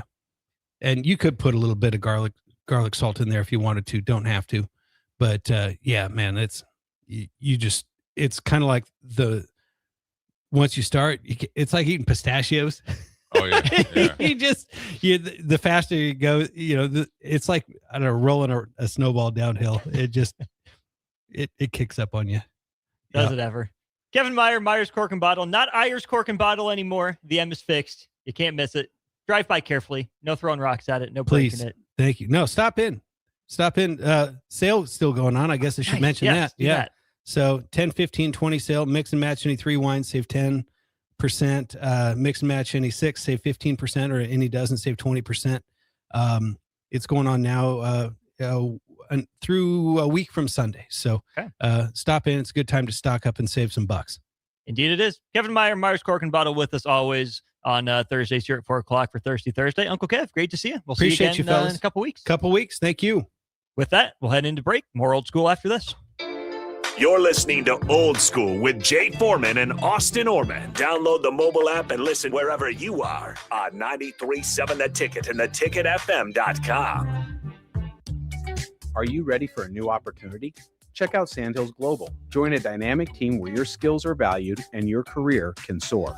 We offer full-time positions with a 4.5-day work week, competitive pay, excellent benefits, and a positive work environment. From IT and marketing to sales and finance, we're looking for talented individuals like you. Apply today at sandhills.jobs and take the first step towards an exciting future. That's sandhills.jobs. Don't wait. Apply now. Sponsored by John Henry's Plumbing, Heating, AC, and Electrical. A mix of clouds and sun this afternoon with daytime highs approaching 87. Winds out of the northeast, 8 to 15 miles per hour. Partly cloudy again tonight, lows around 69. Cloudy skies expected. Tomorrow, slight chance of thunderstorms, 85. That's your updated forecast on Lincoln's home for the Kansas City Royals. 93.7 The Ticket. I'm meteorologist Kara Foster.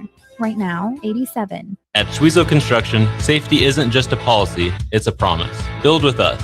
Work safe, go home proud. We're hiring skilled craftsmen, laborers, concrete workers, and steel erectors who value quality work and a team that has your back, on and off the job site. If you're ready to be part of a company where your safety and success come first, visit Schwezo.com. That's SCHWISOW.com and apply today. Schwezo Construction, 40 years strong and still building the future.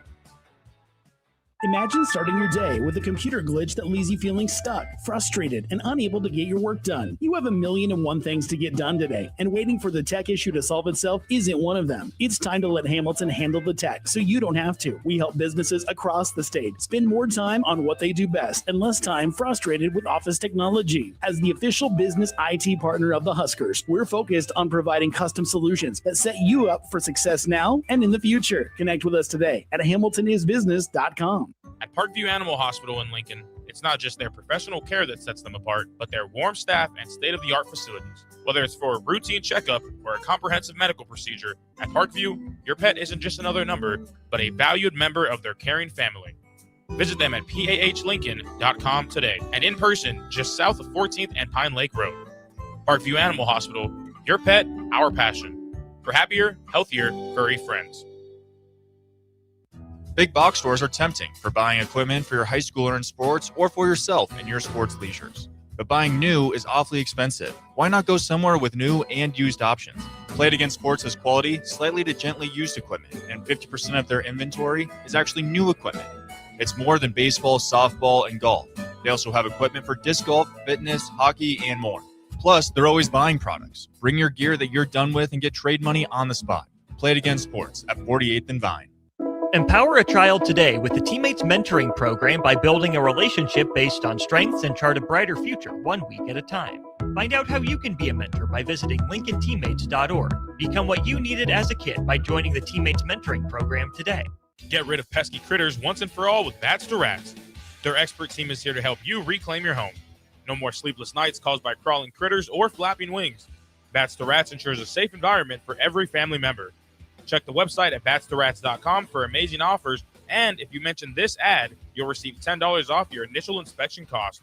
Call Bats to Rats today at 402-781-8691. That's 402-781-8691. Bats to Rats. Hey, Husker Nation, this is Todd Euler, two-time national champion with Window World Lincoln. Are you ready to transform your home? We offer exceptional replacement windows, doors, siding, and roofing that will elevate your home's curb appeal and value. As a nationally known, locally owned business, we treat you like family and work tirelessly to deliver the best for less. Don't wait to give your home the upgrade it deserves. Contact Window World Lincoln today at 464-7313 or check out windowworldlincoln.com. Let's make your home the talk of the neighborhood.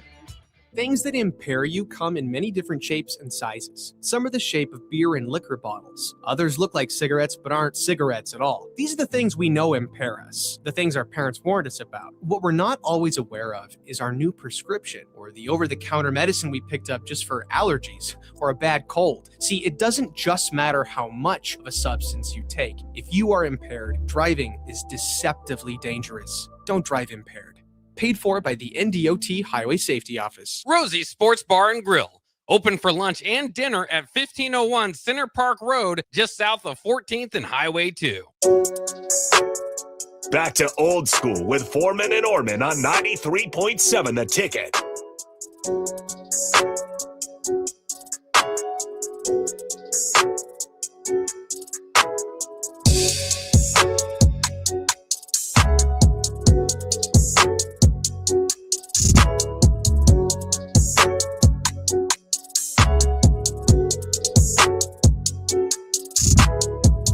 That's right. Welcome back in. It is Old School. Austin Orman and Jay Foreman with you. Show is halfway gone by. Big thanks to Kevin Meyer from Meyer's Cork and Bottle for stopping by, as he does Thursdays at 4 o'clock for Thirsty Thursday. Appreciate everyone who dropped their thoughts and their questions on our Starter Heyman Jewelers text line.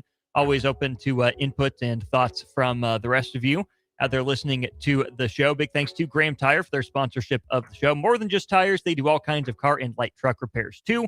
From brakes to oil changes, trust Graham Tire for service you can count on. It's Graham Tire getting you to the places that matter most. Jay, some news from across the sports world as it relates to gambling and fantasy sports. I saw this from the Philadelphia Inquirer, the sports section.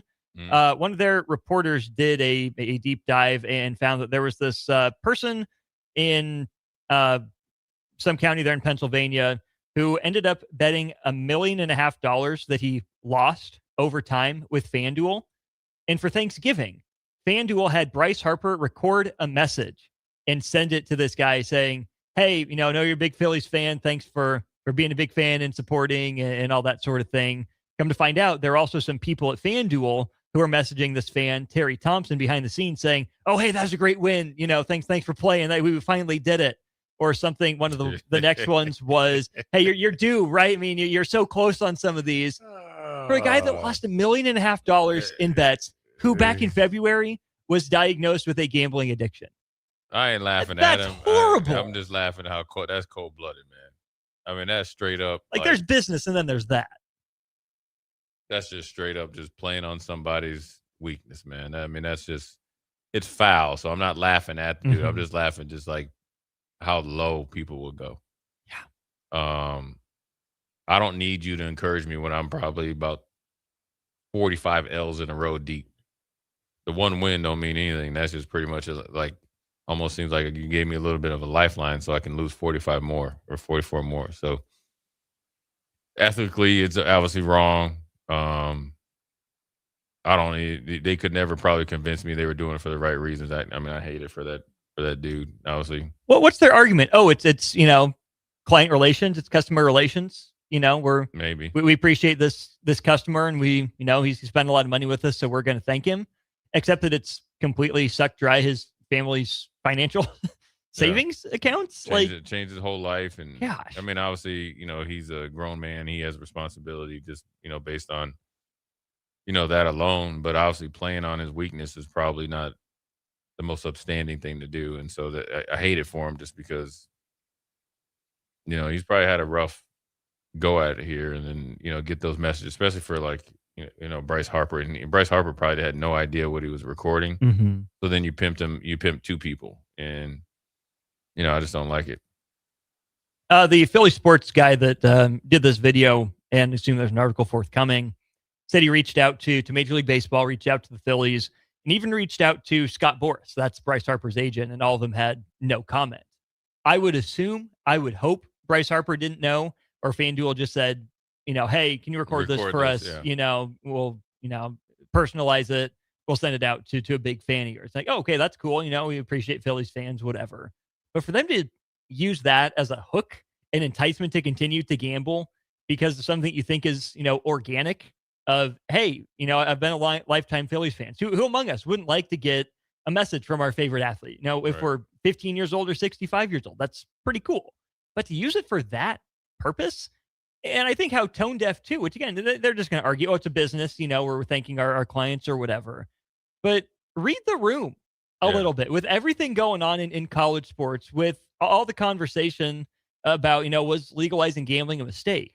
For you to do this and send this guy this message, holy smokes, read the room, FanDuel. Yeah, well, they're going to tell you, well, you know what? We put the 800 number on our website. Right.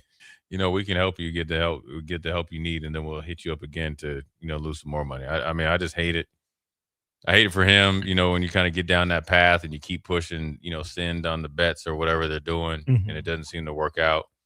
And then obviously I'm pretty sure it's probably changed some of his personal relationships as well. And so, look, man, gambling is no different. It's a drug. It's no different than any other drug that you could innocently, get addicted to. I doubt he set out to be in a position that he's in. Unfortunately for him, went or is going a little bit too far.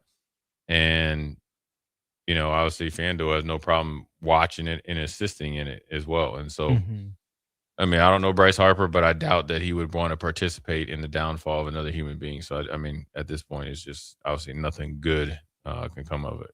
Well, Harper, guess where he grew up? He was a Vegas guy.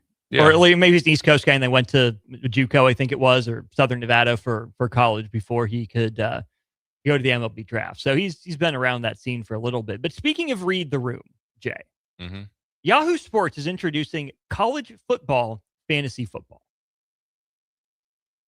So how is that going to work? Very similarly from their statement to NFL fantasy football, except you'll only be able to pick from Power 4 conference players in Notre Dame. You'll have a team-based offense as opposed to some individual players if you want, and 18-player rosters instead of 15-player rosters. Again, I go back to it's too much. Read the room. Yeah. Okay. The whole Brendan Sorsby thing is going down. College athletes are getting, unprecedented levels of hate out in public and in DMs because of gambling. And you've talked about, NFL players. What are the things you hear about most? You ruined my bet. You ruined my fantasy football week. Yeah. And now we're doing that to college kids? Yeah. How desperate are you, Yahoo, or how tone deaf are? I don't know which one it is. I have a problem with that. Well, I think they're just trying to obviously make as much money. They don't care, about student athletes or the fans. I guess they could tell you that is, college football is closest thing to professional football. So why not?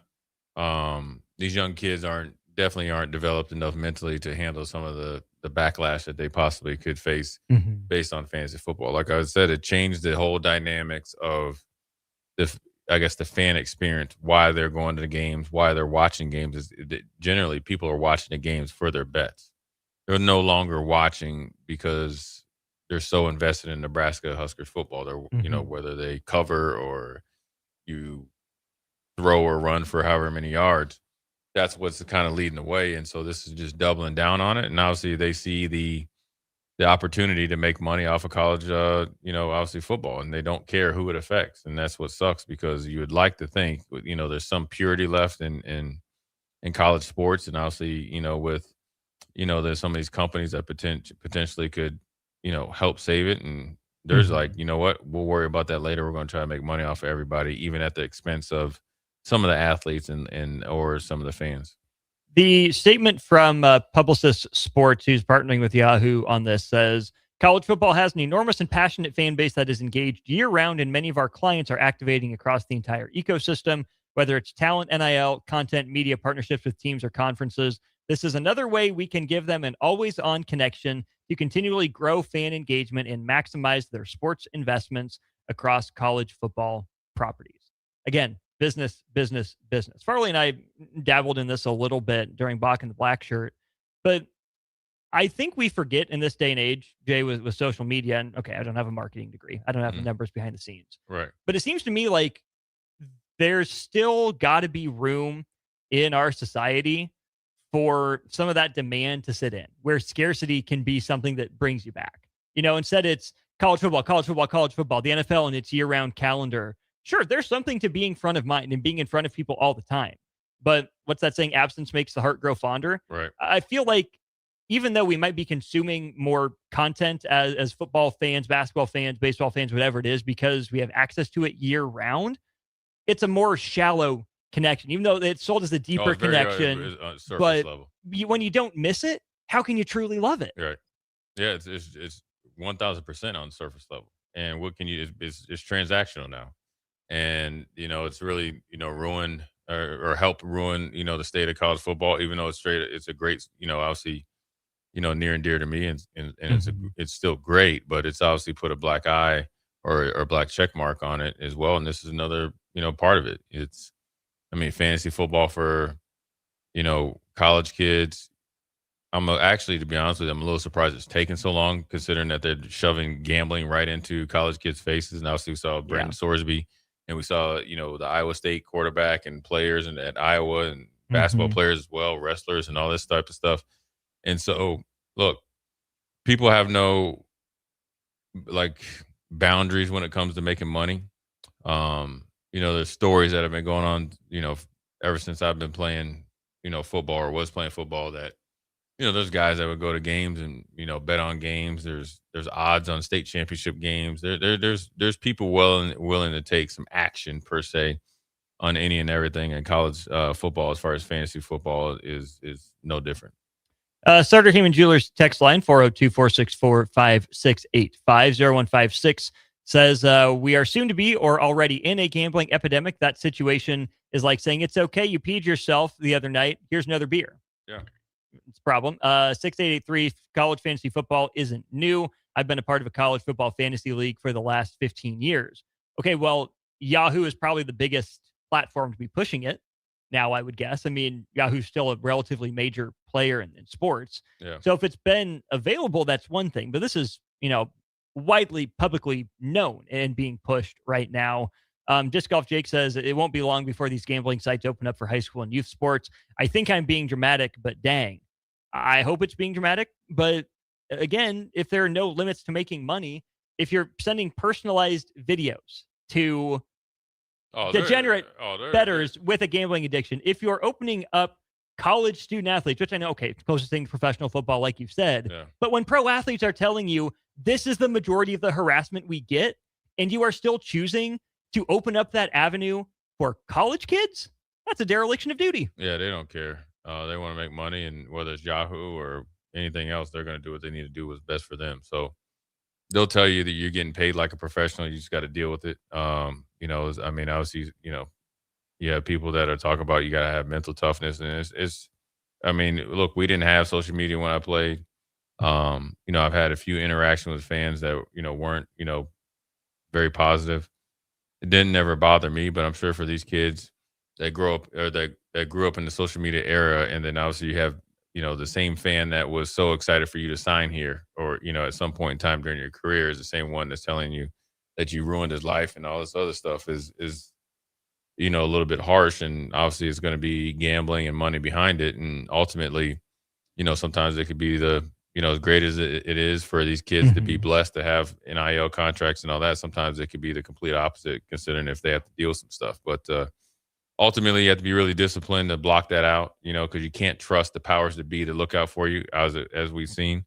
And so you have to be really diligent on a personal level, not to get too high, not to get too low. So when people are telling you you're the greatest linebacker that's ever been here, you have to take it with a grain of salt. When they tell you the worst person to ever put on pads to ever play linebacker at the University of Nebraska, you got to take it with a grain of salt. You got to kind of really be even keeled. That's why I think mentorship and surrounding, if it was me, my team, if I was a coach, my team with guys that are winners, that have done it and understand how to communicate on an athlete level is so huge, because some of these things that they will face that we don't even hear about, they can't bring to their coach because there's that thing in the back of their mind that they think like it'll show weakness or you're soft or something like that.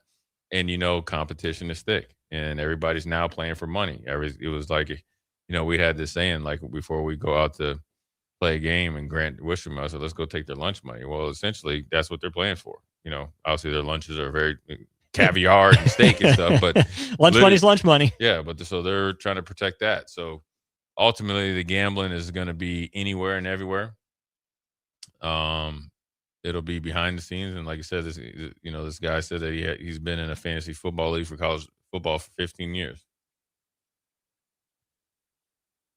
I mean, who would have thought? I was thinking right now, back when I first moved to Minnesota and got into high school, we were kind of just doing fantasy basketball. And I remember I used to always have to look at the Star and Tribune and add up all my stats. And we were just doing it just for fun, just because we, obviously all the games weren't on. I was blessed enough to watch, the Chicago Bulls and Atlanta Hawks all the time because, it was on cable. But we were just looking at the box scores. Here we are, quite a few years later, you got guys that are worried about what, the second or third string running back is doing and how many points you're going to win by, when there's ultimate parity in college basketball or football. Parity. Or at least they're trying to create it. They're trying to create it, or there is? There is, for the most part. Because of the playoff, in spite of the playoff? No, it's because of the portal. It's because of the networks. Because you got to think, this is part of the reason why Nebraska is where we're at right now, is because when you couldn't transfer and you wanted to go to a winning team, guys would come here and wait. I had the red shirt, everybody had the red shirt, and then you play. Or some of the same players of maybe my quality or even better can go to like a little bit lower level school. We've seen MAC action during the Tuesdays and Wednesdays and Thursdays, and they're on TV the same amount of times.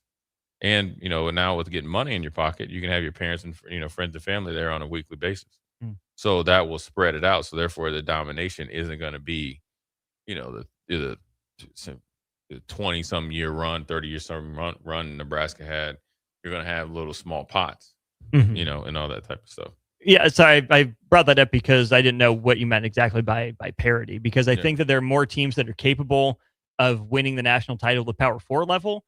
And yet there still might never have been a bigger divide between haves and haves not. There is a huge divide behind it, but I think that is all based on the program, the identity, the people that are not involved with football, the higher ups, all that type of stuff takes away from football a lot more now, right? And so, sure, there's a lot more parity. There's more guys that have realistic, or more teams that have a realistic chance. But then also, wherever that cutoff is versus everybody else, it's a steep slope, right? But then in that second tier, that's still awful. There's a lot of parity there too, right? And so that's why you have the Texas Tech that it really got an influx of money that jumped from tier 2. Now they're in tier 1, potentially year in and year out based on the money. So, there's probably less stratification among tier 1, but more stratification between 1 and 2. And how much are you willing to invest to do that on a whim, with the coaching pool probably condensed by 75% of actually coaches that can win and want to win and know how to win. Are you willing to invest in it, or are you willing to invest in it to the point that you're making sure that you make money? So you have a lot of universities or football programs, since we're talking about it, that are in this Mike Brown, Cincinnati Bengals type of mindset.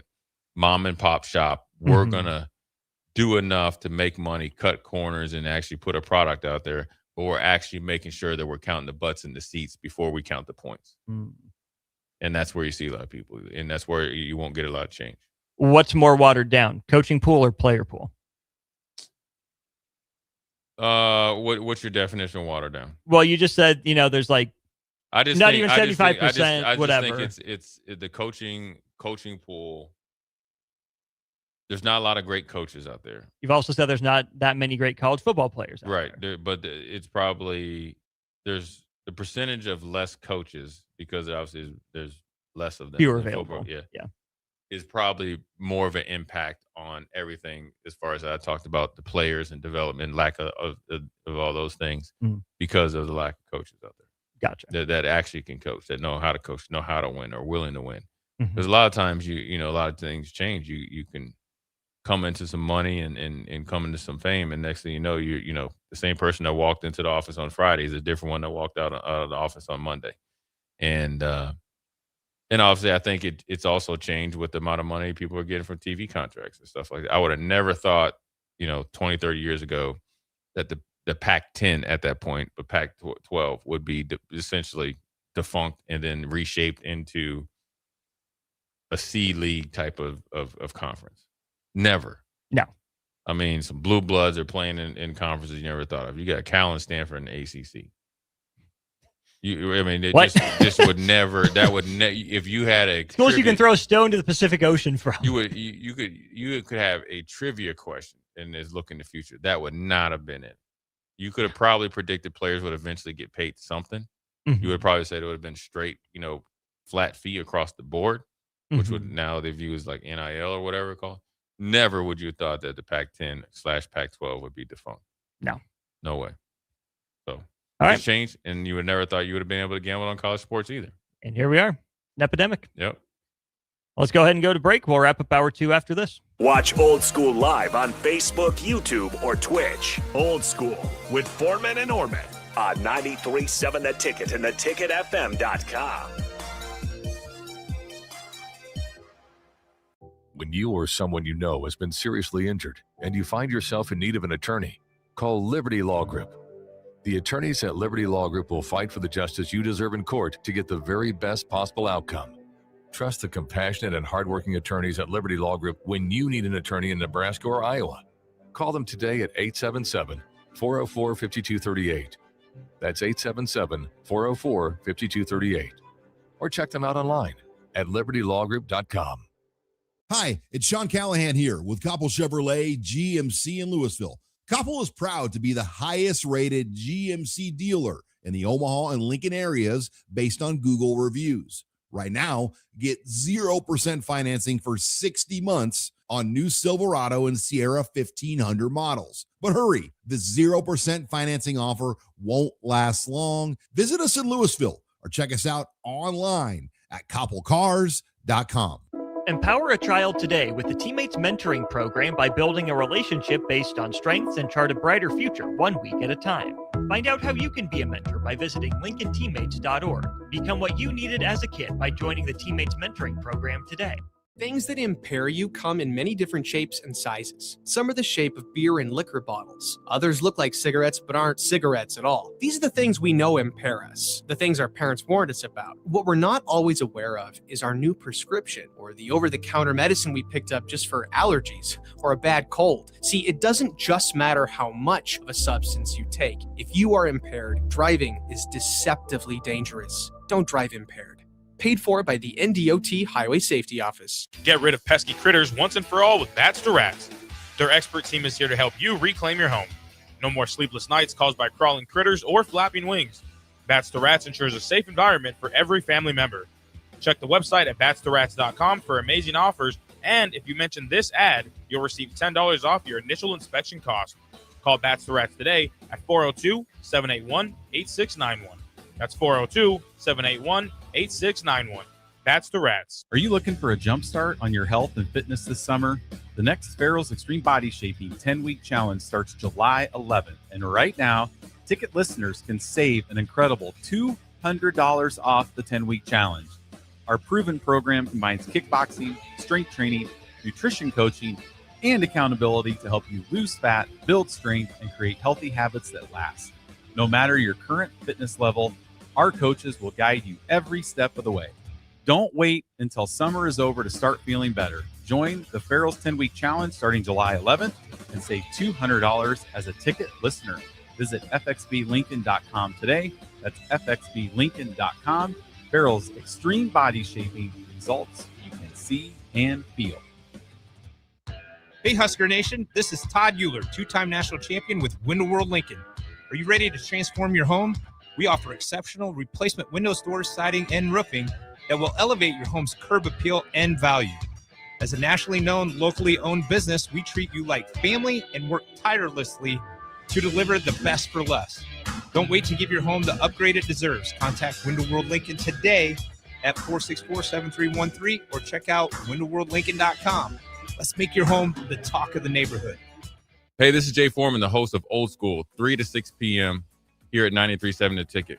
And one of my favorite things to do is come down and meet all the fans before and after as they cheer on our beloved Huskers. This message is brought to you by the Downtown Lincoln Association and 93.7 The Ticket. Imagine starting your day with a computer glitch that leaves you feeling stuck, frustrated, and unable to get your work done. You have 1,000,001 things to get done today, and waiting for the tech issue to solve itself isn't one of them. It's time to let Hamilton handle the tech so you don't have to. We help businesses across the state spend more time on what they do best and less time frustrated with office technology. As the official business IT partner of the Huskers, we're focused on providing custom solutions that set you up for success now and in the future. Connect with us today at hamiltonisbusiness.com. When something breaks, you want someone you can trust to fix it right. Empire Repair is now open in Waverly and ready to serve our community with reliable auto repair and maintenance. From routine service to bigger repairs, our team is here to keep you on the road. Stop by Empire Repair in Waverly or call 402-786-2224 to schedule your service today. Empire Repair, proud to serve Waverly.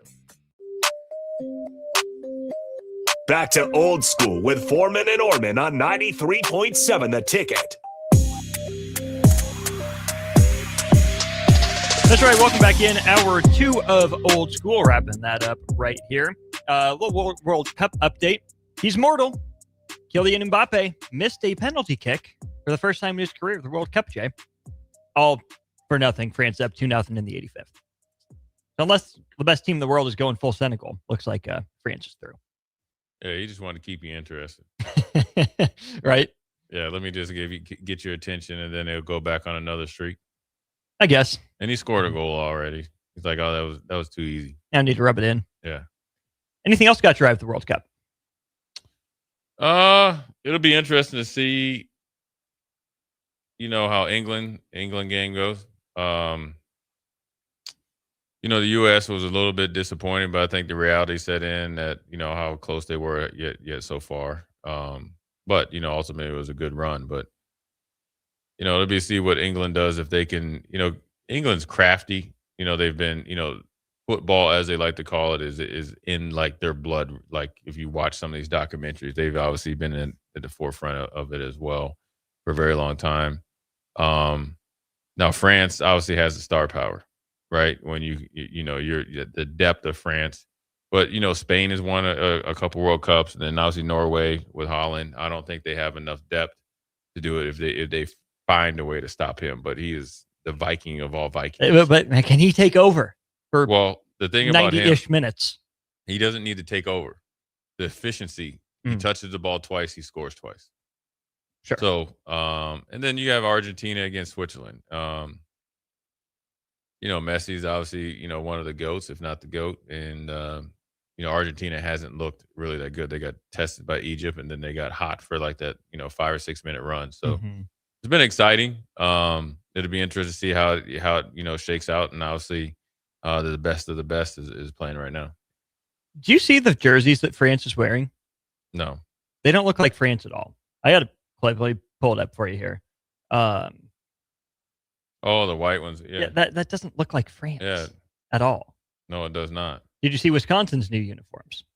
Yeah, they don't look good either. I don't hate them as much as I thought I would. I prefer Notre Dame's in that matchup. Notre Dame's actually look pretty good. And then the Tennessee ones. Your Tennessee people said anything about that? Not yet, but Tennessee's done a decent. And when they had that, remember they had that little video that was kind of like, I don't know, whatever, like that comic book series where they took over like the black kind of, that was actually pretty cool. Yeah. You know, when they did the video going out, but France is rolling, man. I mean, the stars are the stars, and that's the great thing about the World Cups. The stars have, obviously played well. They've been healthy, but they've obviously been at the forefront. That they have. Speaking of at the forefront, Jimbo Fisher's at the forefront of the NIL era when he first got to Texas A&M. Where are we going with that in hour 3? Well, we're going to look at, obviously Nebraska has a really good class. Obviously, we'll look at Nebraska's class, and then obviously we're going to look at the first, NIL class, the quote-unquote $30 million class that Nick Saban labeled that from Texas A&M. What happened to them, and was that money worth it in that first of the 5 o'clock hour? And then we'll talk about a story of the number one corner ruled ineligible in the state of Texas because he transferred to one of the best schools in the state. His previous, or what is thought to be previous, high school coach in administration essentially called in a favor, and now he might be, if he stays where he's at, which he moved, his mom got married, he might not be able to play the senior year. There is a local effect that's happened around here. So this is where we're going to start since it's football season. Let me see what time it is. 5 o'clock. 5 o'clock, July 9th. Yeah, I'm going to start getting on LPS's butt right now. The can man is back in business. Oh, they getting it.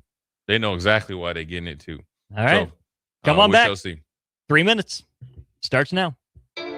You're listening to Old School with Jay Foreman and Austin Orman. Download the mobile app and listen wherever you are on 93.7 The Ticket and theticketfm.com. This is Lincoln's home for sports talk on the FM dial. Also online at theticketfm.com. On the internet. KNTK FM Firth, 93.7 The Ticket. Hi, everyone. Kendall Warnock, owner of A1 Automotive. At A1 Automotive, we believe every vehicle has a purpose, and every customer does too. That's why we focus on dependable repairs, honest recommendations, and exceptional speed in service. Our goal is simple: to help you travel confidently and safely wherever life takes you. A1 Automotive, driven by purpose, built on trust.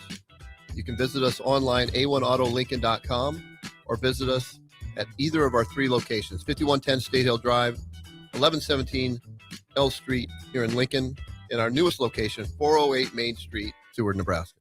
Lincoln summers are hot, but Bonsall Pool and Spa is keeping it cool.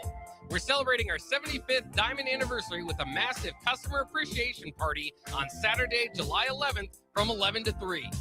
Come hungry for free Muchachos food truck tacos and icy snow cones. Plus, score exclusive 4-hour flash sales on BioGuard chemicals and Polaris automatic cleaners. You can even enter to win a $7,500 premium backyard sauna giveaway. Celebrate 75 years with Bonsall Pool and Spa, 33rd and Nebraska Parkway. Bonsall Pool and Spa, every day made better. Are you looking for a jump start on your health and fitness this summer? The next Farrell's Extreme Body Shaping 10-week challenge starts July 11th. And right now, ticket listeners can save an incredible $200 off the 10-week challenge. Our proven program combines kickboxing, strength training, nutrition coaching, and accountability to help you lose fat, build strength, and create healthy habits that last. No matter your current fitness level, our coaches will guide you every step of the way.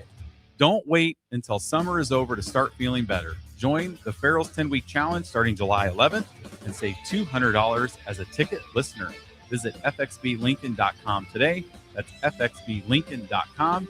Farrell's Extreme Body Shaping, results you can see and feel. Graham Tire presents life's greatest adventures. Okay, take the worm, put it on the hook. Now bring your pole back and throw it forward. And just let the fish come to you. I got a bite!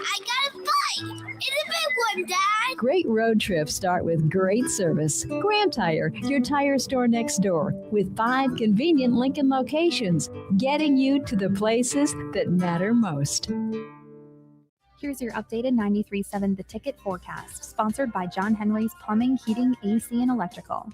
A mix of clouds and sun this afternoon with daytime highs approaching 87. Winds out of the northeast, 8 to 15 miles per hour. Partly cloudy again tonight, lows around 69. Cloudy skies expected. Tomorrow, slight chance of thunderstorms, 85. That's your updated forecast on Lincoln's home for the Kansas City Royals. 93.7 The Ticket. I'm meteorologist Kara Foster. Right now, it's 85 degrees.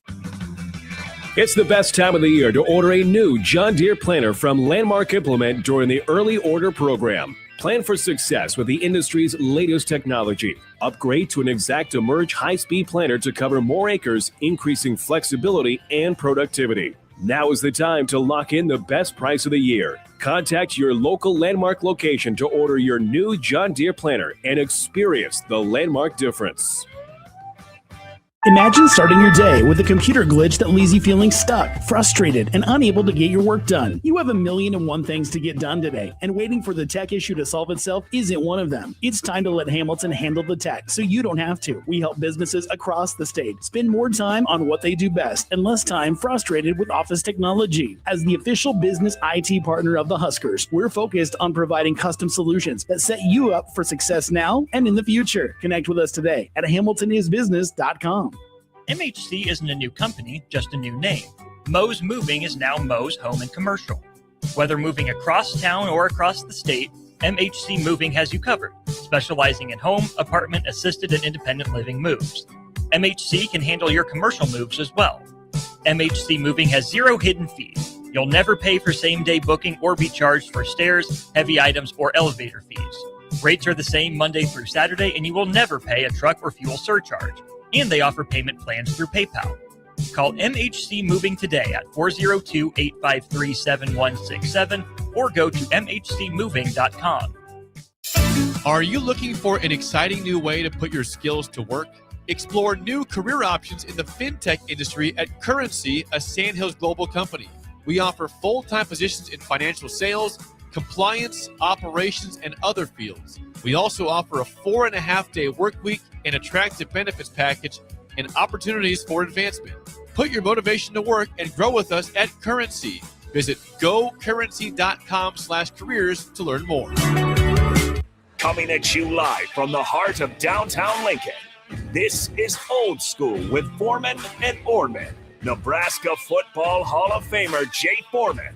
Here's Troy Detmer dropping straight back in the pocket. Rifles a pass. It was tipped. It's picked off by Foreman. He's at the 15, 10, 5. He'll score. Foreman got it, and it's touchdown Huskers. Black shirts answer the call one more time. And Austin Orman. Old School with Foreman and Orman is sponsored by Graham Tire Company of Lincoln. Your tire store next door with 4 Lincoln locations. Old School with Foreman and Orman on 93.7 The Ticket and theticketfm.com. What up, Hour 3? Jay Foreman, Austin Orman on this beautiful Thursday. We are brought to you by Graham Tire of Lincoln, but Graham Tire has been serving the Midwest for 75 years. They have 4 locations located here in Lincoln.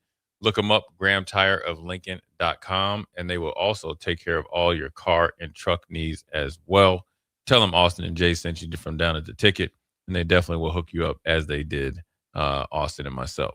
Alluded to it before the break, Austin. Obviously, with the Nebraska class, obviously not going to be number 1, but obviously potentially probably is going to end up inside the top 20 when it's all said and done, especially if they're able to get Hudson and the other young gentlemen. They could definitely probably even move inside the top 15, maybe top 12. Obviously Hudson, 5-star recruit in his own right, so that would improve Nebraska's status. But I thought it was good to look at the first big NIL pay-for-play, potentially, class that Jimbo Fisher and Texas A&M were able to pull off. And it was a lot of signing day flips and signing day surprises in the depth of obviously star power coming out of high school that they were able to have. Now, obviously, there was a little dust up between Nick Saban and Jimbo Fisher because of the desperation of Texas A&M at that time. You got to think Jimbo Fisher was highly compensated coming from Florida State. The Texas A&M probably had one in his first couple of years. He had a really good year.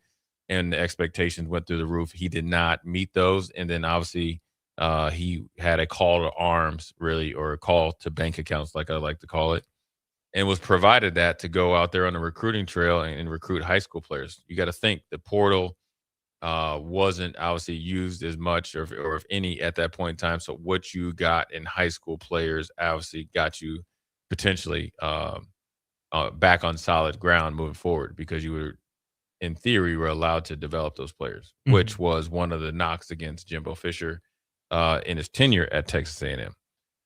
So he went out and did his job. You got to think he had by far the number one class. The belle of that class was a guy by the name of Walter Nolan. The overall number 2 prospect in 2022. Obviously a defensive tackle, 6'3", close to 300 pounds. Played 2 seasons there and then transferred to Ole Miss, where he's obviously took off under the tutelage of Lane Kiffin and his recruiting prowess out of the portal. And Walter Nolan proceeded to go on and have a little bit of cup of tea and in and out of the NFL. So obviously, and he was a surefire, can't miss big thing number guy. 2 overall. I mean, essentially should have been a first round pick, right? And that's the hard part about recruiting these kids early.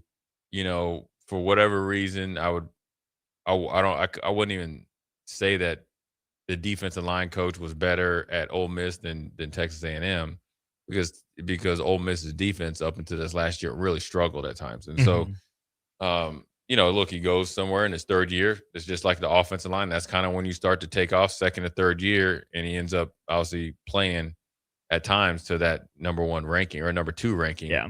But was highly compensated at every step of the way. And did he play like the number 2 overall prospect from start to finish in his college career? I'd probably say not. He played better and played his best ball when he was all SEC first team at Ole Miss. So Texas A&M, money down the drain on top of the buyout of Jimbo Fisher. The most interesting one, I will say, is this, Austin, and we'll be able to see this firsthand potentially. Evan Stewart was the number 1 wide receiver out of Texas A&M, had a really good year in 2023, right? And then decided to transfer. Fans were upset. The injury bug hit him. A&M fans were upset? Say it ain't so. Who could have seen that coming? Because they felt like he should have stayed, right? And obviously they were heavily invested in him, probably as much as Nolan. Transferred to Oregon. Had some instant success, but the problem is he got hurt. He's healthy this year. I think he's either the starting receiver or going to be in the rotation. So we'll see. He's a starter if he's healthy. Yeah, so dude's legit. Right. So we'll see him up close and personal. You'll see a NFL receiver that's been kind of in the wind for the last season, right up on Marshall, right up on Odom or whoever out there. And he's a big dude. He's a big, one thing I saw with him, he's a big, I would say this, the one receiver that I don't know if he'll make the Hall of Fame, but he did work on every Hall of Fame corner that he played against, was Eric Moulds. One thing about Eric Moulds, he was a big receiver, 6'2", 215 or whatever. I would say there's different type of speed, right? Randy Moss is just stupid speed. Like, just looks like a gazelle out there, cheetah out there. Where Eric Moulds was powerful. It's like a locomotive, kind of like when A.J. Brown's mind's right. He gets faster the longer he runs. Gotcha. And that's where Evan Stewart at. And plus, he's really good at 50-50 balls. And the one thing about Evan Stewart throughout his whole career, now, again, he didn't finish there. So it's 2 for 2. The 2 highest rated guys hadn't finished there. He always was able to score the football. There's an art and there's a ability that you have to separate the guys that can put it in the end zone. And some guys are just naturally able to score the football. He's one of them. Would you slap like the playmaker tag on him? Yeah, he makes plays. Yeah. He makes plays. It's run after the catch. He knows how to make guys miss. And when it comes down to it, when healthy, he's going to make plays, and he's going to get yards, and he's going to get yards after contact or yards after the catch, and he's going to score. Yeah, he's been very consistent. With any recruiting class, you always have to have a quarterback. Obviously, we see Connor Wegman started as a freshman, got thrown into the fire, which I did not like. Was really good in high school. And he got baptized, and it just Didn't work out. Obviously got hurt his sophomore year, end up transferring to Houston. Had a really good last year. I think he threw just over 3,000 yards, went 27-8 as far as touchdowns and interceptions. So he seems like, again, right, 3 for 3 at another place, starting to play somewhat to the ranking, but not in Aggieville. Can you guess the two other quarterbacks on that roster? I can see him, but I can't picture the name. But I know that they were viable, though. The third stringer, who played 4 games, Max Johnson. Yep, that's right, because he went to North Carolina. Right, Believe so. Right, Yep. but he had the one-time Nebraska interest. Right, but he had the injury, though. The injury. Yeah. Brad Johnson's son. Yep. Connor Wegman was number 2 by stats, played in 5 games. Number 1 guy just got done playing college football last year for an ACC school. Who would that be? With a Nebraska connection now. Who would that be? Haynes King. Wow. Haynes King. Yeah. 6 starts, 104 for 187 through the air, 7 tutties, 6 picks. The next year in 2023, Max Johnson started 8 games. Wegman started 4. Marcel Reed started 3. Yeah. And he has been, in my opinion, has been not a surprise, but been very he's a problem. Yeah. Like he's a guy, when you talk about all these other guys coming into the draft, he's the guy that I think is going to end up being the guy. The way that the jump that he's made in the pocket and now that's a true running quarterback. That's a problem. Again, this is going to be sacrilegious to say, but is he the closest thing to Lamar? He's in college right now? He's a tightened up. He's the closest thing to Vince Young, based on just the body type and what he's able to do. But I think he's probably a more polished passer. Refined. Yeah. And listen, Vince Young was a problem in the pros too. Was Vince Young proto Cam Newton? Yes, and it was if Jeff Fisher didn't get in front of him, and Mr. 8-8. Yeah, and turn the page on him. Yeah. Vince Young doesn't have to go to Philly and make the dream team. That's right. Yeah. I forgot that's how that went. Yeah. Yeah. Huh. Yeah. So, so we'll see. So they had, they've had also other guys. They had Marcel Reed, like you talked about. He stepped up, and then they had Chris Marshall, was a 5-star. So they had 7 or more 5-stars. Shamar Stewart. Yeah, I was just about to get to him. LT Overton, who played at Bama or was at A&M, is at Bama, was a 4th round pick this year, and he actually played to his status. What I mean is like we talked about yesterday, a nuts and bolts guy, got better every year. Obviously, Bama was strived in that situation this year, which wasn't defensive led, right? So you got to think he was a prize transfer.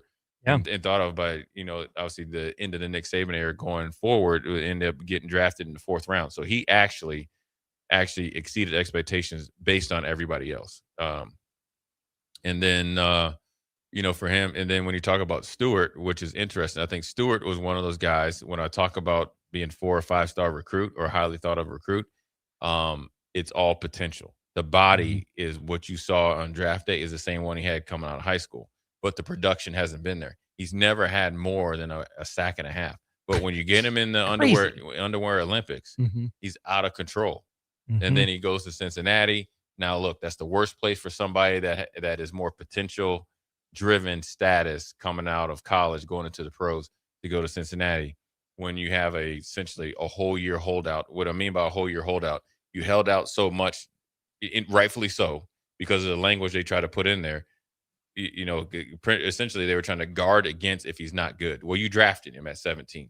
So you better make him good. So that holdout all through, mini camp and off season. So you got to think he didn't do any off season there. Nope. And then through training camp, his first year is gone. His career could be just shot based on who picked him. He's a year into his rookie contract, not getting paid. He hasn't signed anything. But the problem is he's not able to develop. He's a guy that has physical attributes that are off the chain, but he needs to get better as a football player.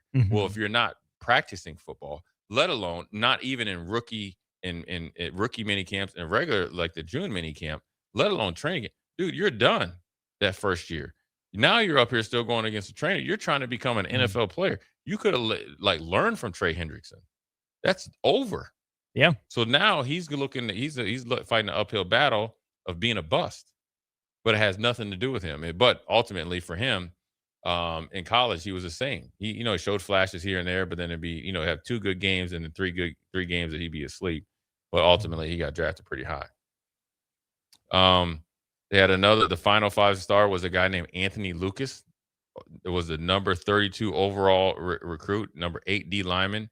Never really did anything until like 2025, but that was as a super back. He had been recruited over and passed over multiple times. The funny thing about that, when you talk about the defensive line, they signed the number 1, number 3, and number 8 defensive linemen in that interior guys in that recruiting class. Something that's never been done before. Hasn't been done since. Yeah, done before and since. Mm-hmm. And then obviously Jimbo Fisher came out and said, he did everything on the up and up. But ultimately, when you look at this whole class, right, and you can look at them obviously on 24 Sports or any type of recruiting thing, really only one guy that was viable that stayed there was Stewart. Everybody else was gone or left within a year or two and had success. Mm-hmm. And it's interesting. Now, obviously, I don't think that'll happen at Nebraska. I don't want it to happen in Nebraska. But I think when you look at these classes, a really good class is when you have a higher than normal hit rate. Mm-hmm. And doesn't matter. You can go back to when House of Spears came in, and you obviously have the number 2 overall draft choice and one of the best defensive players to ever play, but in particularly straight in his era, and certainly at Nebraska in there. And then you had other guys in there. You had the class that was loaded with, Marlon Lucky and all those guys. That's a high hit rate for those guys. Mm-hmm. And Marlon Lucky was the number 1 guy. Yeah, the guys below him end up having a higher hit rate. The normal class is lower than that. You're talking about 2.8 players to 4 if you're lucky that are like either honorable mention or all conference players if everything goes right. Yeah.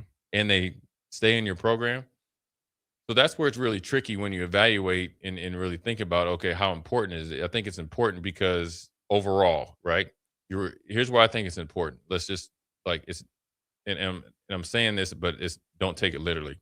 The class doesn't matter. What matters is that you're actually having a tangible, potentially, obviously you're assuming everybody's going to stay committed, tangible product that you're selling that they can see in reality, and what you're saying for a vision is sellable, which then doesn't just stop with high school kids, and then it actually amplifies yourself with the portal kids as well.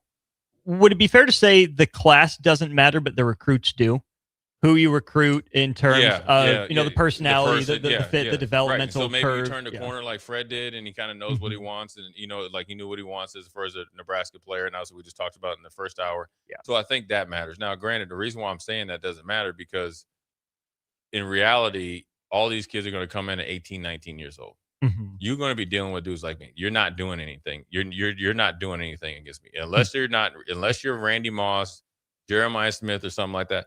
You're not going to come in here and run over everything. Now, you're going to be a piece of the puzzle, right? Which is great. And we've seen plenty of guys do it. We've seen, from Rex Burkhead, we've seen other guys come in and be a piece of the puzzle. I had guys that played. Amon Green was a big piece of our puzzle, but Amon Green was behind some dudes, but he was a big piece of our puzzle. That's what's important for this 27 class. But it's more important for the classes that are previous and that are on this team right now, and the guys that you're going to get out of the portal. Obviously, we're talking this year and next year, that you created, that these guys can come in and be a piece, small, medium, or large, of the puzzle that can move forward. Then after those guys start to age out, year 2 or 3, then the expectations and what you need to be guaranteed that these guys are dudes.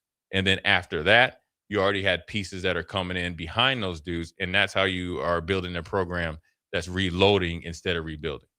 There's a lot in there, and I think we can tie it back to some other Nebraska sports as well, because I think my mind would go first to basketball, first having heard from them earlier today.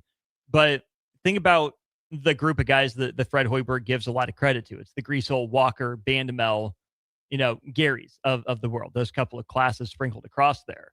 They set the new tone. They set the new culture for what these new guys were walking into. And a bunch of those guys were 1 year guys or, a couple year guys at most.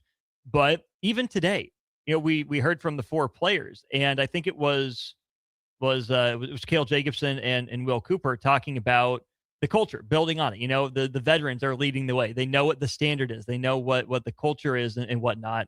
That wasn't the case for Nebraska men's basketball a couple of years ago, which is where, or like 5 years ago, which is where Braden Frager walking onto campus 5 years ago does not have the Big Ten Freshman of the Year campaign. Like, plain and simple. He wouldn't be willing to sit. Nebraska couldn't afford to sit him. He wouldn't have that year to grow, mature, develop, all of that stuff. That's a credit to Nebraska for building the program that it did, to where, Frager last year, a piece of the puzzle, a big piece of the puzzle, an important piece of the puzzle, but not, the board that the puzzle goes on, right? He wasn't all 4 corner pieces to get you started. He was in there. You saw him, but he wasn't the whole thing. You can go to the Nebraska baseball example. I would go back to 2021. Max Anderson, not supposed to end up at Nebraska, going to A&M of all places. Well, COVID hits. A&M doesn't have room for him. He comes to Nebraska. Bryce Matthews is there. They both end up starting pieces to the puzzle, not expected to carry the show. But Nebraska lost a lot of veteran senior leadership from that team. Max Anderson, Bryce Matthews had to step into that role without a lot of lineup protection around them, and it didn't go as well the next year. And so to see Nebraska basketball continue that culture, to see Nebraska baseball try to get back to it, that's kind of the boat that Nebraska football is in. Can you have that true culture-setting class that sets the example that you refer back to 3, 5, 7, 10 years down the road as this group is the one that changed it? You either have like the class, and obviously when I was there, obviously Tommy Frazier was a big part of that even before I got there. Then obviously there was guys around it, the Peter brothers. Christian Peter obviously is one of the best leaders that we've had ever come on this campus.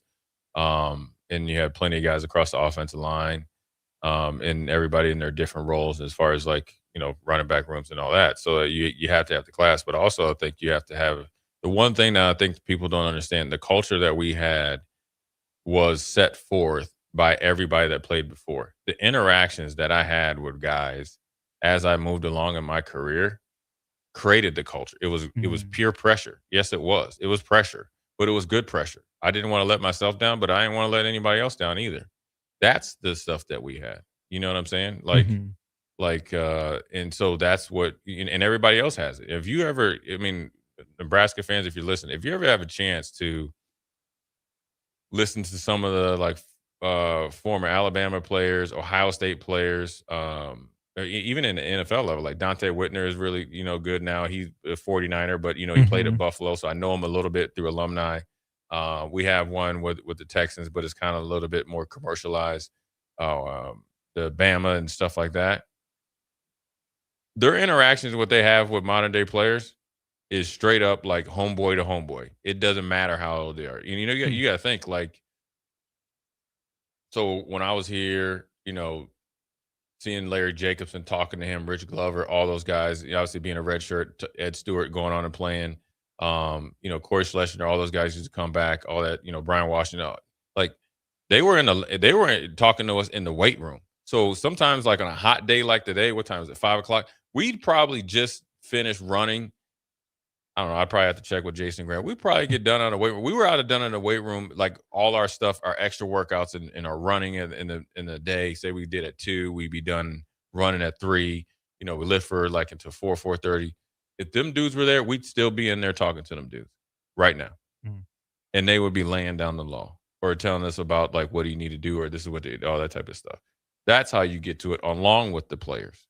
You get what I'm saying? Because those type of guys implored the players to lead the way they need to lead. In this day and time, these kids don't know how to lead. So you need to have whatever it is, former players, adults, kind of push them, because these guys aren't built like that, and they haven't had to be built like that around here. You got to think the fabric, even though Bama went down that little, struggling a little bit, it would turn quick when Nick Saban came. Nick Saban talked about when DeMeco Ryans and what's his name, number 41. He actually lives in Charlotte. I know you're talking about. It was always funny because he was 25 years old with gray hair. I shouldn't be talking. Those two changed it, and he let them go. But it was led by him.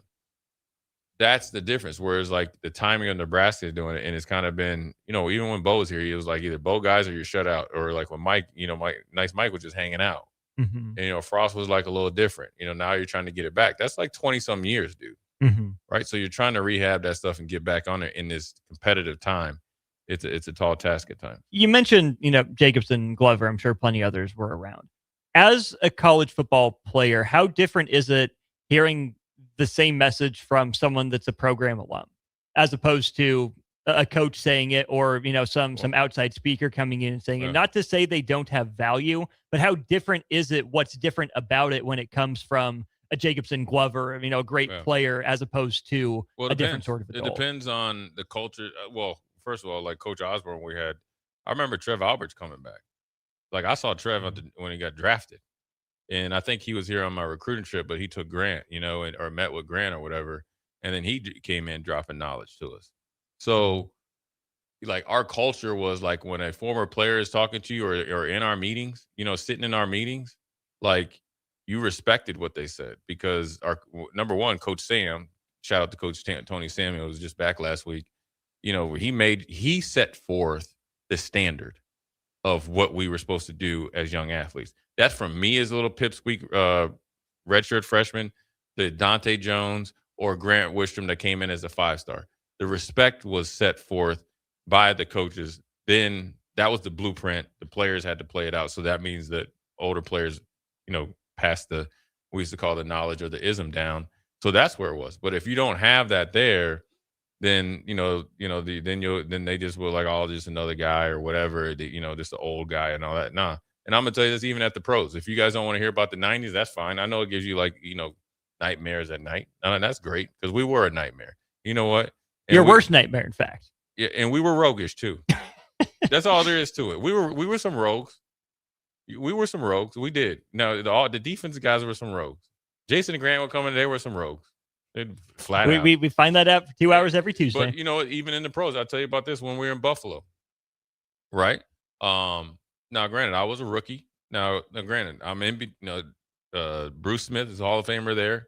Now, granted, there was a locker in between, but his locker was there. Ted Washington was caddy corner, and then there was Thurman Thomas, and then there was Sam Coward. But let me tell you something. When Jim Kelly came in there, Ken Hull came in there, Richter came in there, Daryl Talley came in there and addressed the team, everybody listened. Now I'm telling you this because you had Hall of Famers in there paying attention to guys that set forth the path, and they were in our meetings. Daryl Talley sat next to me in a meeting and was kind of like, what was that like? Well, he was like, hey, man, I know what it's like. You're a rookie. Now, granted, he was drafted higher than me. He was a great player, and I was a rookie. And he was like, hey, look, I played it in this system, and this is what you need to look for. And it's kind of like little nuggets in our meeting. Mm-hmm. Now, it wasn't all the time, but it's whenever the heck he wanted. Guess why? He's Daryl Talley. And it was a lot in the preseason, to kind of – and they were just they would be out there. He would be out in training camp doing it. Now, he wasn't overstepping his boundaries. It was all just like little stuff. But it set forth the path. And then, like, when you're playing, he's like, look, I know you're a rookie. This is this. And it's like you talked about Lanier. You don't back down from anybody. So, we shall see with this recruiting class. I think I wish them all luck. I welcome them with open arms. And hopefully it'll be successful. We're going to take a quick break. We're Culligan Jay. I'm going to read your text. We're going to get into your text and then LPS. And then obviously some stuff that happened in Texas where you have a coach that stopped the player from transferring and potentially couldn't play his senior, even though he's the number one corner in the whole nation. So Jay Foreman, Austin Orman, we'll be right back. Watch Old School live on Facebook, YouTube, or Twitch. Old School with Foreman and Orman on 93.7 The Ticket and theticketfm.com. Graham Tire presents life's greatest adventures. Okay, take the worm, put it on the hook. Now bring your pole back and throw it forward. And just let the fish come to you. I got a bite! It's a big one, Dad! Great road trips start with great service. Graham Tire, your tire store next door, with 5 convenient Lincoln locations, getting you to the places that matter most. Big box stores are tempting for buying equipment for your high schooler in sports or for yourself in your sports leisures. But buying new is awfully expensive. Why not go somewhere with new and used options? Play It Again Sports has quality, slightly to gently used equipment, and 50% of their inventory is actually new equipment. It's more than baseball, softball, and golf. They also have equipment for disc golf, fitness, hockey, and more. Plus, they're always buying products. Bring your gear that you're done with and get trade money on the spot. Play It Again Sports at 48th and Vine. Rico here with HIS Auto Care at 70th and Van Dorn, letting you know HIS is a great place to bring your vehicle for service. With superior service bumper to bumper, we'll treat your vehicle like it's your mother's. Doesn't get any better than that. So call 402-488-8934 and HIS Auto will make you glad you did. 5% off, mention this ad, and for sure your mother will be proud you called. 402-488-8934, HIS Auto Care, 70th and Van Dorn. God bless you. MHC isn't a new company, just a new name. Moe's Moving is now Moe's Home and Commercial. Whether moving across town or across the state, MHC Moving has you covered, specializing in home, apartment, assisted, and independent living moves. MHC can handle your commercial moves as well. MHC Moving has 0 hidden fees. You'll never pay for same-day booking or be charged for stairs, heavy items, or elevator fees. Rates are the same Monday through Saturday, and you will never pay a truck or fuel surcharge. And they offer payment plans through PayPal. Call MHC Moving today at 402-853-7167 or go to mhcmoving.com. Hi, it's Sean Callahan here with Koppel Chevrolet GMC in Louisville. Koppel is proud to be the highest rated GMC dealer in the Omaha and Lincoln areas based on Google reviews. Right now, get 0% financing for 60 months on new Silverado and Sierra 1500 models. But hurry, this 0% financing offer won't last long. Visit us in Louisville or check us out online at koppelcars.com. Hey, Nebraska sports fans. This summer, professional tennis returns to Lincoln. Watch rising stars of the ATP Tour compete for over $100,000 in prize money for the 2026 Lincoln Challenger from July 12th to the 19th at the Sid and Hazel Dillon Tennis Center. Witness top tennis pros compete right here in Lincoln and experience tennis close-up like never before. To purchase tickets or to sign up for volunteer opportunities, please visit www.lincolnchallenger.com. Not just a stop, a stage. Lincoln Challenger 2026.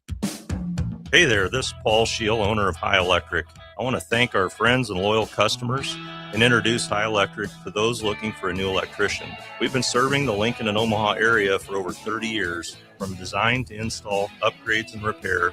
If you are a homeowner or a small business needing some electrical work, call us at 402-466-6606 or check us out at hyelectric.com. We look forward to hearing from you.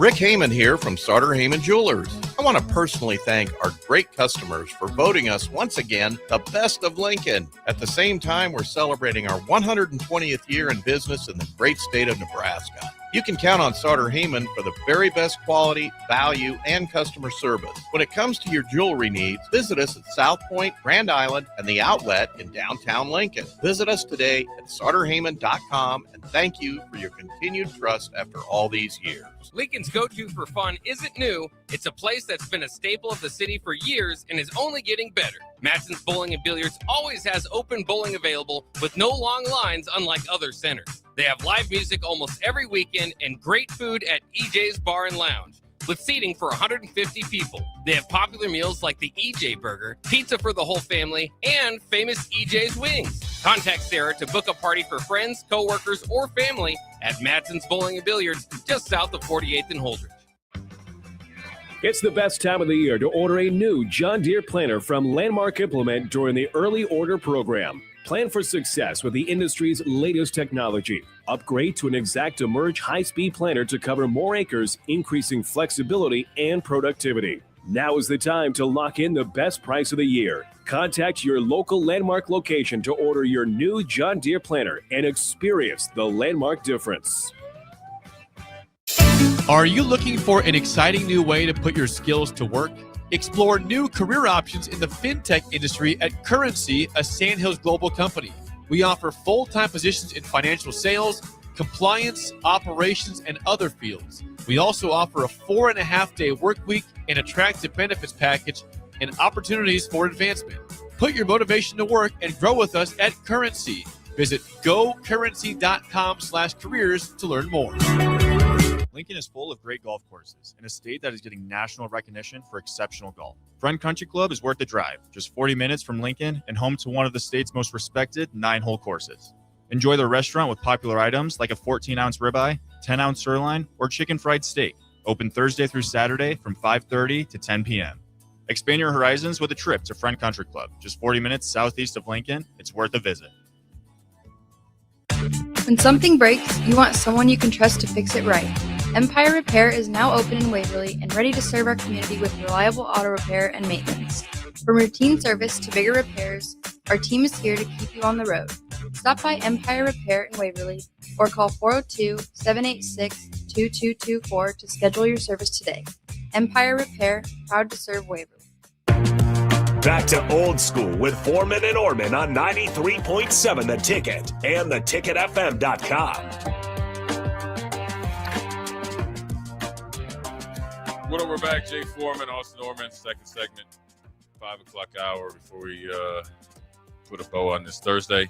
Culligan Jay has a text. He says, my son is a pretty solid high school baseball player, but doesn't seem to have the same development level that some of the high-level prospects in the state do. Why do you think some kids physically just excel earlier, and how often do you see kids develop and blossom in college and really surprise people? I'm just not talking about athletes in general, not specific to baseball. I mean, there's a lot of factors, to it. Like when we talk about football all the time, basketball up until this year, a lot of the schools outside of Lincoln, they, have true programs. I mean, a program is essentially, a coach that's involved all the way from like essentially fourth grade all the way up until, and say football to obviously high school level. Mm-hmm. Football wise, Omaha has middle school football, right? So you're able to kind of, coach these kids, earlier, and therefore you can kind of keep them in your program. The commitment is, I wouldn't even call it more intense. It's just more disciplined, more dedicated. You have to be committed. But there's plenty of guys that play multiple sports, so you're not one of those things where it's held against you if you're a multi-sport athlete. But you have to be committed, so they're able to develop faster. It's not even just physically; it's mentally. The players have probably a better, and this is just overall. I know that there's some coaches that have a good relationship with their players. Obviously, we've seen it. We've had it on. We had Coach Bogg, Coach Richie Ross. They have a lot of really good relationships with players, old and new, at their high school programs. But they obviously have that as well. So as far as development, I think it's also around here. I think people have the means to seek, I guess, the trainers or something like that, but I don't think it's actually encouraged. I think you're more encouraged to, play on your club team, which then obviously these club teams around here, generally the coaches are the ones that are doing it for themselves and not doing it for the kids. Obviously, it's very, very expensive. So then therefore your development is stymied. I think it's also, depends on what high school you go to and what resources they have to pour into the coaches if it's an emphasis. I don't think in LPS it's not. I mean, obviously, I think, me and Austin have talked plenty off air, and I've talked to other people out here. There's some coaches, and particularly in Lincoln, that are probably not the best people and probably aren't doing the things the right way they need to do it, but they also know they have job security. So when you have that, right? So for example, right? So, one thing I've learned in talking to players that are in college and obviously parents and stuff like that is like, if you're going to build a program, one of the most important coaches that you have as a coach, and let's talk about basketball or baseball or football, is your freshman coach. Because that is the first glimpse and example that they're getting of your program. Yeah. Right? Mm-hmm. Be honest with you, because there's not many freshmen that are going to be able to play varsity sports. So then therefore you can lose a lot of guys, but then also your development is stymied. Your biggest development, it should be in your first 2 years in high school. That should be setting you up for varsity sports. Then they can add on, which I call the icing on the cake. But to go, you should, and it's kind of like I equate it to golf. Dropping from a 20 handicap to like 10 or 25 handicap to 10 is relatively pretty easy, with effort. Going from a 10 to 5 or a 5 to a scratch or, below that takes some really hard work and is the minor amount of details.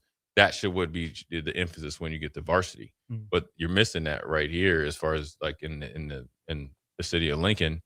And until it becomes an emphasis on being more competitive and understanding what it means to compete, it's going to be more of the same. You got I would say you got a lot of kids with a ton of potential. I know who Culligan Jay's son is. You got a ton of potential, and you just have nobody that's going to see it or have the patience to do it. Coaches right now will turn the page on a kid real quick. And because I will say this, like when you have a full school, you can do that because number one, if you have job security, because a lot of them are teachers. So then therefore, your kind of goes hand in hand. You can turn pages on it quick because you got 80, 90 guys out for a certain sport, relative to whatever sport that is. Yeah. But if you really are invested in that program, those kids, then you see Atlantic at East or, something like that. Now, whether coaches recruit or not, it's whether they want to, be truthful when they do. All these coaches recruit. They hire people to recruit. They recruit all the way from different like off-brand leagues to get guys to go here. I think a lot of these coaches lie to kids. That's a shame. Which then, therefore, a kid like you talked about, like we talked about, these kids that could potentially, reclass. Then you're going to get there, and it's not what you're supposed to be or what it is. I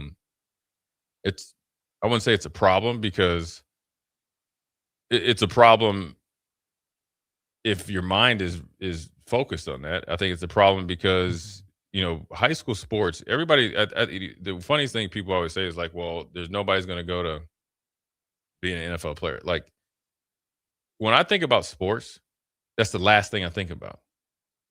You know what I'm saying? And and it's actually reversed. A lot of guys, you talk to Grant and Jason, they didn't think about the NFL when they played sports. You thought about all the lessons that it teaches you. That's where these kids are missing out. That's where they're being let down by the powers that be. You learn. Development isn't just physical. You learn how to deal with adversity. You learn how to, problem solve. You learn how to befriend and learn how to work with people you generally probably wouldn't because they're, maybe they're not from your neighborhood or whatever, right? You learn how to push yourself and build confidence in yourself. But if you have like coaches that are doing the opposite to you, then you have a bunch of kids walking away from a high school experience and hate the sport. And they're walking around in Lincoln. Now, sure, there'll be good enough kids and to go to college, right? And their parents will be able to afford it to go to college. But you have a lot of kids that are not going to play sports, and it's not about them going to play sports. It's going to what they can get and learn from playing sports. That's what's missing here. So many times people go, well, none of the kids that you coach are going to be. It's not about me, man. You know what I'm saying? It can't be. It's not. It never was, even with my dad. You're missing the point. That's the easy thing to say. And a lot of kids are just missing out on it. And they have the answer. They don't want to do it because they're benefiting off of it in some form or fashion this way. Or if they weren't benefiting off of it, or if they were trying to do something else, they would be changing some stuff. Yeah, there's a lot there. I think the other aspect to this that I would add, why do you think some kids physically just excel earlier? How often do you see kids develop and blossom in college? Some of it's just natural too. Yeah. Some of the best hitters in baseball, the reason they're so good is because they have 2015 or 2010 vision. You can't teach that. You can see as many pitches as you want. Yeah. And you'll never have that. I'm not going to say that, your frame is what your frame is, right? But I don't have, the rubber bandiest Achilles known to me, right? Getting with the right trainer, getting in the right weight program only would have changed so much. Yeah. Some of it's just natural. Yeah, you got and so all of us have our gifts, and it stinks to say that some of it's just God-given. You have it or you don't. You can max out, but what my frame looks like maxed out is different than what your frame looks like maxed out. What my best physical attributes are might not be what yours are. And so some of it is finding your niche. Some of it's finding the right coach that says, hey, you're at this right now, and here's some projectability. This is what we can work at. And that's hard to find at the high school level, kind of like we were talking about, I think it was just yesterday, volunteer coaches at high school. Someone that's got a strength and training job at a high school, and it's their first job. They haven't been in the business for 20, 30 years. They haven't worked with the highest level of athletes. They're doing the best they can with what they know, but they don't know what they don't know. And so, it takes that one coach, that one, relationship. Hey, I see something in you. Here's where, it might be a limit in high school that we can bust through it in college with different training, with different diet, with different regimen. Some kids get that in high school because they have connections. Some kids luck into it. Some kids never get it. So I'm sure there are plenty of people that could have been great college athletes, had X, Y, and Z broken right. Yeah. But that's part of the nature of the game as well, is that some get X, some get X and Y, some get X, Y, Z, the whole shebang. And so you can do everything right and just not have that one connection that takes you to the next level, which is not your fault. Right. It is what it's just the fact of life. Yeah, you can do everything right and it not work out, but if you're not afforded opportunity to do everything right, or you're not supported in that, that's where the problem is. And you never know. But are you ever going to support every kid in that way? And it stinks to say, but we have a lot of work to do. You even get to half of high school athletes supported in that way. Yeah, but you're at zero. I don't need you to support I don't know who's going Division I here in football around here, like whoever, like Tyrell Chapman, right? Sure. You're going to pour into him, as you should. But what are you doing for the other kids? Well, it's yes and, not yes and. but, right? Or yes or. Yeah, so you're not going to go from 0 to 100%. No. Can you get one more kid noticed? Yeah, but the day and age of a high school coach finding the honor and making sure that calling around and getting guys opportunity is long gone. Especially around here, you got a lot of guys that are high school coaches that think it's all about them, and it's not. The best high school coaches, it's not all about them. They'll talk about the kids, or you know what I'm saying? They'll talk about the kids. You got coaches that talk about their program or what you need to be like. You don't know what the hell you're doing. You got a lot of coaches that are coaching that are just reliving their high school stuff, and they it's not about whether you're good in high school or not, but you people know when you see a good coach, and if you ain't a good coach and you ain't a good person, you should not be coaching. Because this is where they run into trouble. If it's essentially a known, or you have to be a teacher to be a coach, then therefore you're a teacher before you ever are a coach. Yeah. So how you act, how you operate is a teacher first. You're administrator. That's point blank. Well, and it's just always unfortunate when teacher and coach become fallback options. Oh, I don't know what else to do, so I guess I'll do this. And you got to do something, but those are such valuable, vital, important. But you got it. But positions. I mean, one of my favorite high school coaches was a teacher, and then he just, he's at Georgia Southern, and then he was coaching in a high school in Atlanta. He just retired. He was a teacher, and his wife was a teacher. She was actually an administrator. Well, that's fine. It's like a second career. But I'm saying, for people that graduate, don't know what they want to do. Oh, I guess I'll do this. Yeah. Just to get by. Again, you got to do something. I don't blame you for it. And some guys that you don't have to play to do it. I'm just talking about right now. For some of the stories that I've been told over the last 4 or 5 years, the fact that if you're a teacher and you act the way that you act, even when you're coaching, then you shouldn't be coaching or teaching. Right. Period. Because you're an administrator. You don't get to walk into a gym and say, well, I'm just a coach now. Because if that's the case, then you could be a coach and you would be compensated. Yeah. Like they passed the rule down in Florida. So now you can be compensated as the highest paid administrator at that school when you're a coach. Yeah. You are a teacher 100% of the time. You're a coach less as far as your job title. And that's where they miss the boat. And how does that go into how you build a program? Okay, well, if you're going rogue and doing whatever, there's no way you can build a program because you have no connection with the players. It's not about coaching hard or the work being hard. It's about what you're doing outside of that. Yeah. You're asking players to do stuff that you're not even able to do. Or willing to do. You're asking them to be good citizens, right? Or demanding it. Because if you get in trouble, you're probably punished, in practice. But then you're not. But then your bosses or superiors are okay with you doing it. So then what happens on the field? You play against the dudes 45 miles up. I mean, they don't drink different water up there. Okay. They aren't fed different lunches up there. So 45 miles or 50 miles away, all of a sudden they just come down there as like the boogeyman. And I get it, you know what I mean? Yeah. Everything remain equal. Yeah. As many kids out and all that type of stuff. So anyways, Culling and Jay, tell them to keep plugging away. And it'll definitely, I was a late bloomer.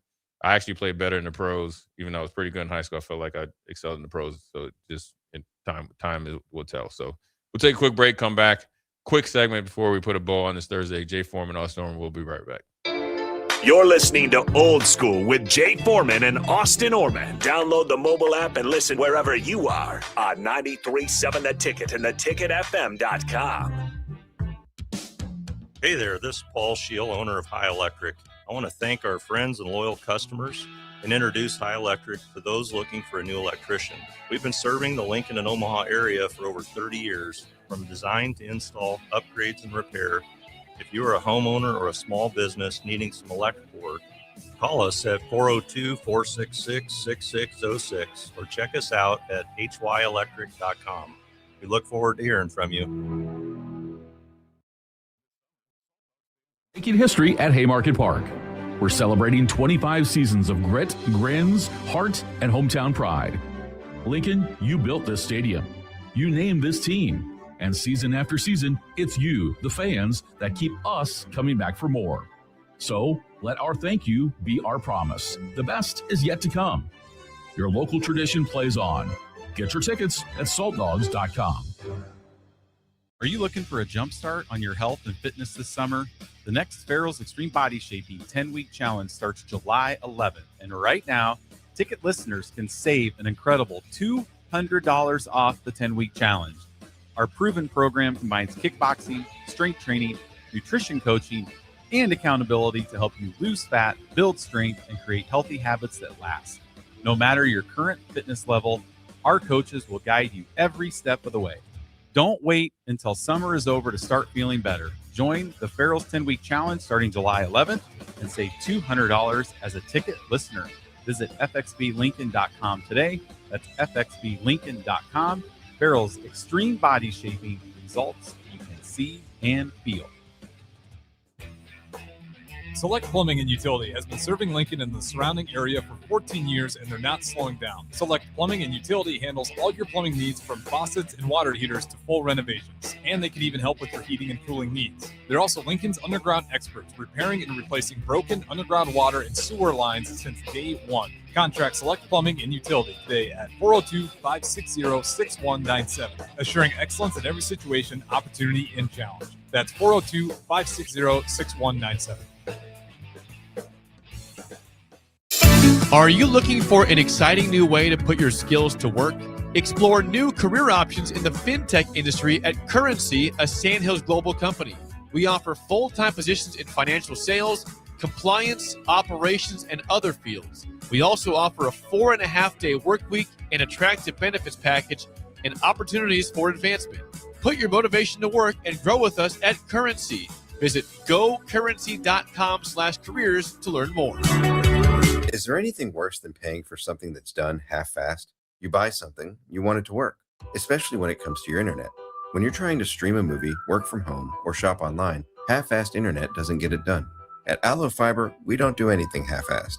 We offer 100% real fiber and real human support that serves the community from the community.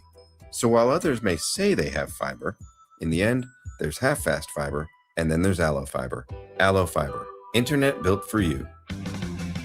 It's the best time of the year to order a new John Deere planter from Landmark Implement during the early order program. Plan for success with the industry's latest technology. Upgrade to an ExactEmerge high-speed planter to cover more acres, increasing flexibility and productivity. Now is the time to lock in the best price of the year. Contact your local Landmark location to order your new John Deere planter and experience the Landmark difference. There once was a man from Nebraska who went searching for food in Alaska. When his stomach was rumbling while laying in bed, he could think of only one option: Führer's cheese spread. So he left it once and drove day and night to return back home for cheese spread delight. Now his stomach is full and the voice in his head tells him no more vacations without Führer's cheese spread. Find yours today at most local grocers. Hey, Nebraska sports fans. This summer, professional tennis returns to Lincoln. Watch rising stars of the ATP Tour compete for over $100,000 in prize money for the 2026 Lincoln Challenger from July 12th to the 19th at the Sid and Hazel Dillon Tennis Center. Witness top tennis pros compete right here in Lincoln and experience tennis close-up like never before. To purchase tickets or to sign up for volunteer opportunities, please visit www.lincolnchallenger.com. Not just a stop, a stage. Lincoln Challenger 2026. Back to Old School with Foreman and Orman on 93.7 The Ticket and theticketfm.com.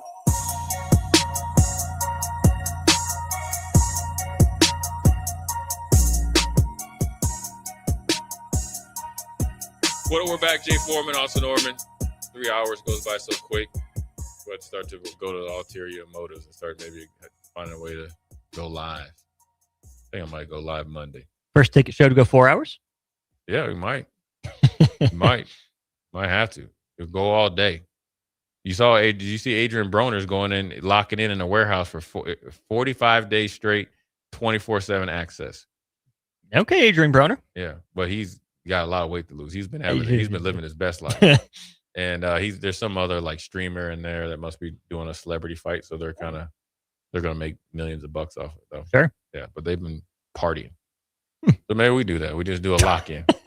I don't know if I could gain that much weight if I tried. We'll just lock in. Yeah, break my We'll leg. just do 24/7. Oh, okay, that's we ain't fine, gonna yeah. sleep. We got Nick. We got Nick and everybody and Tristan. We'll just kind of come slap us up outside the head to see us Yeah, nod it's like off. a tag team. We'll just let them go in and they'll do a couple hours. We'll wake up, do a couple more. The next thing you know, we'll be at the mill in the morning getting our tea and coffee. Caffeinated. Yeah. So, anyways, appreciate you guys listening. Appreciate all the texts. We'll be back tomorrow in full effect as well. For Jay Foreman, Austin Orman, Old School, we will holler at you tomorrow.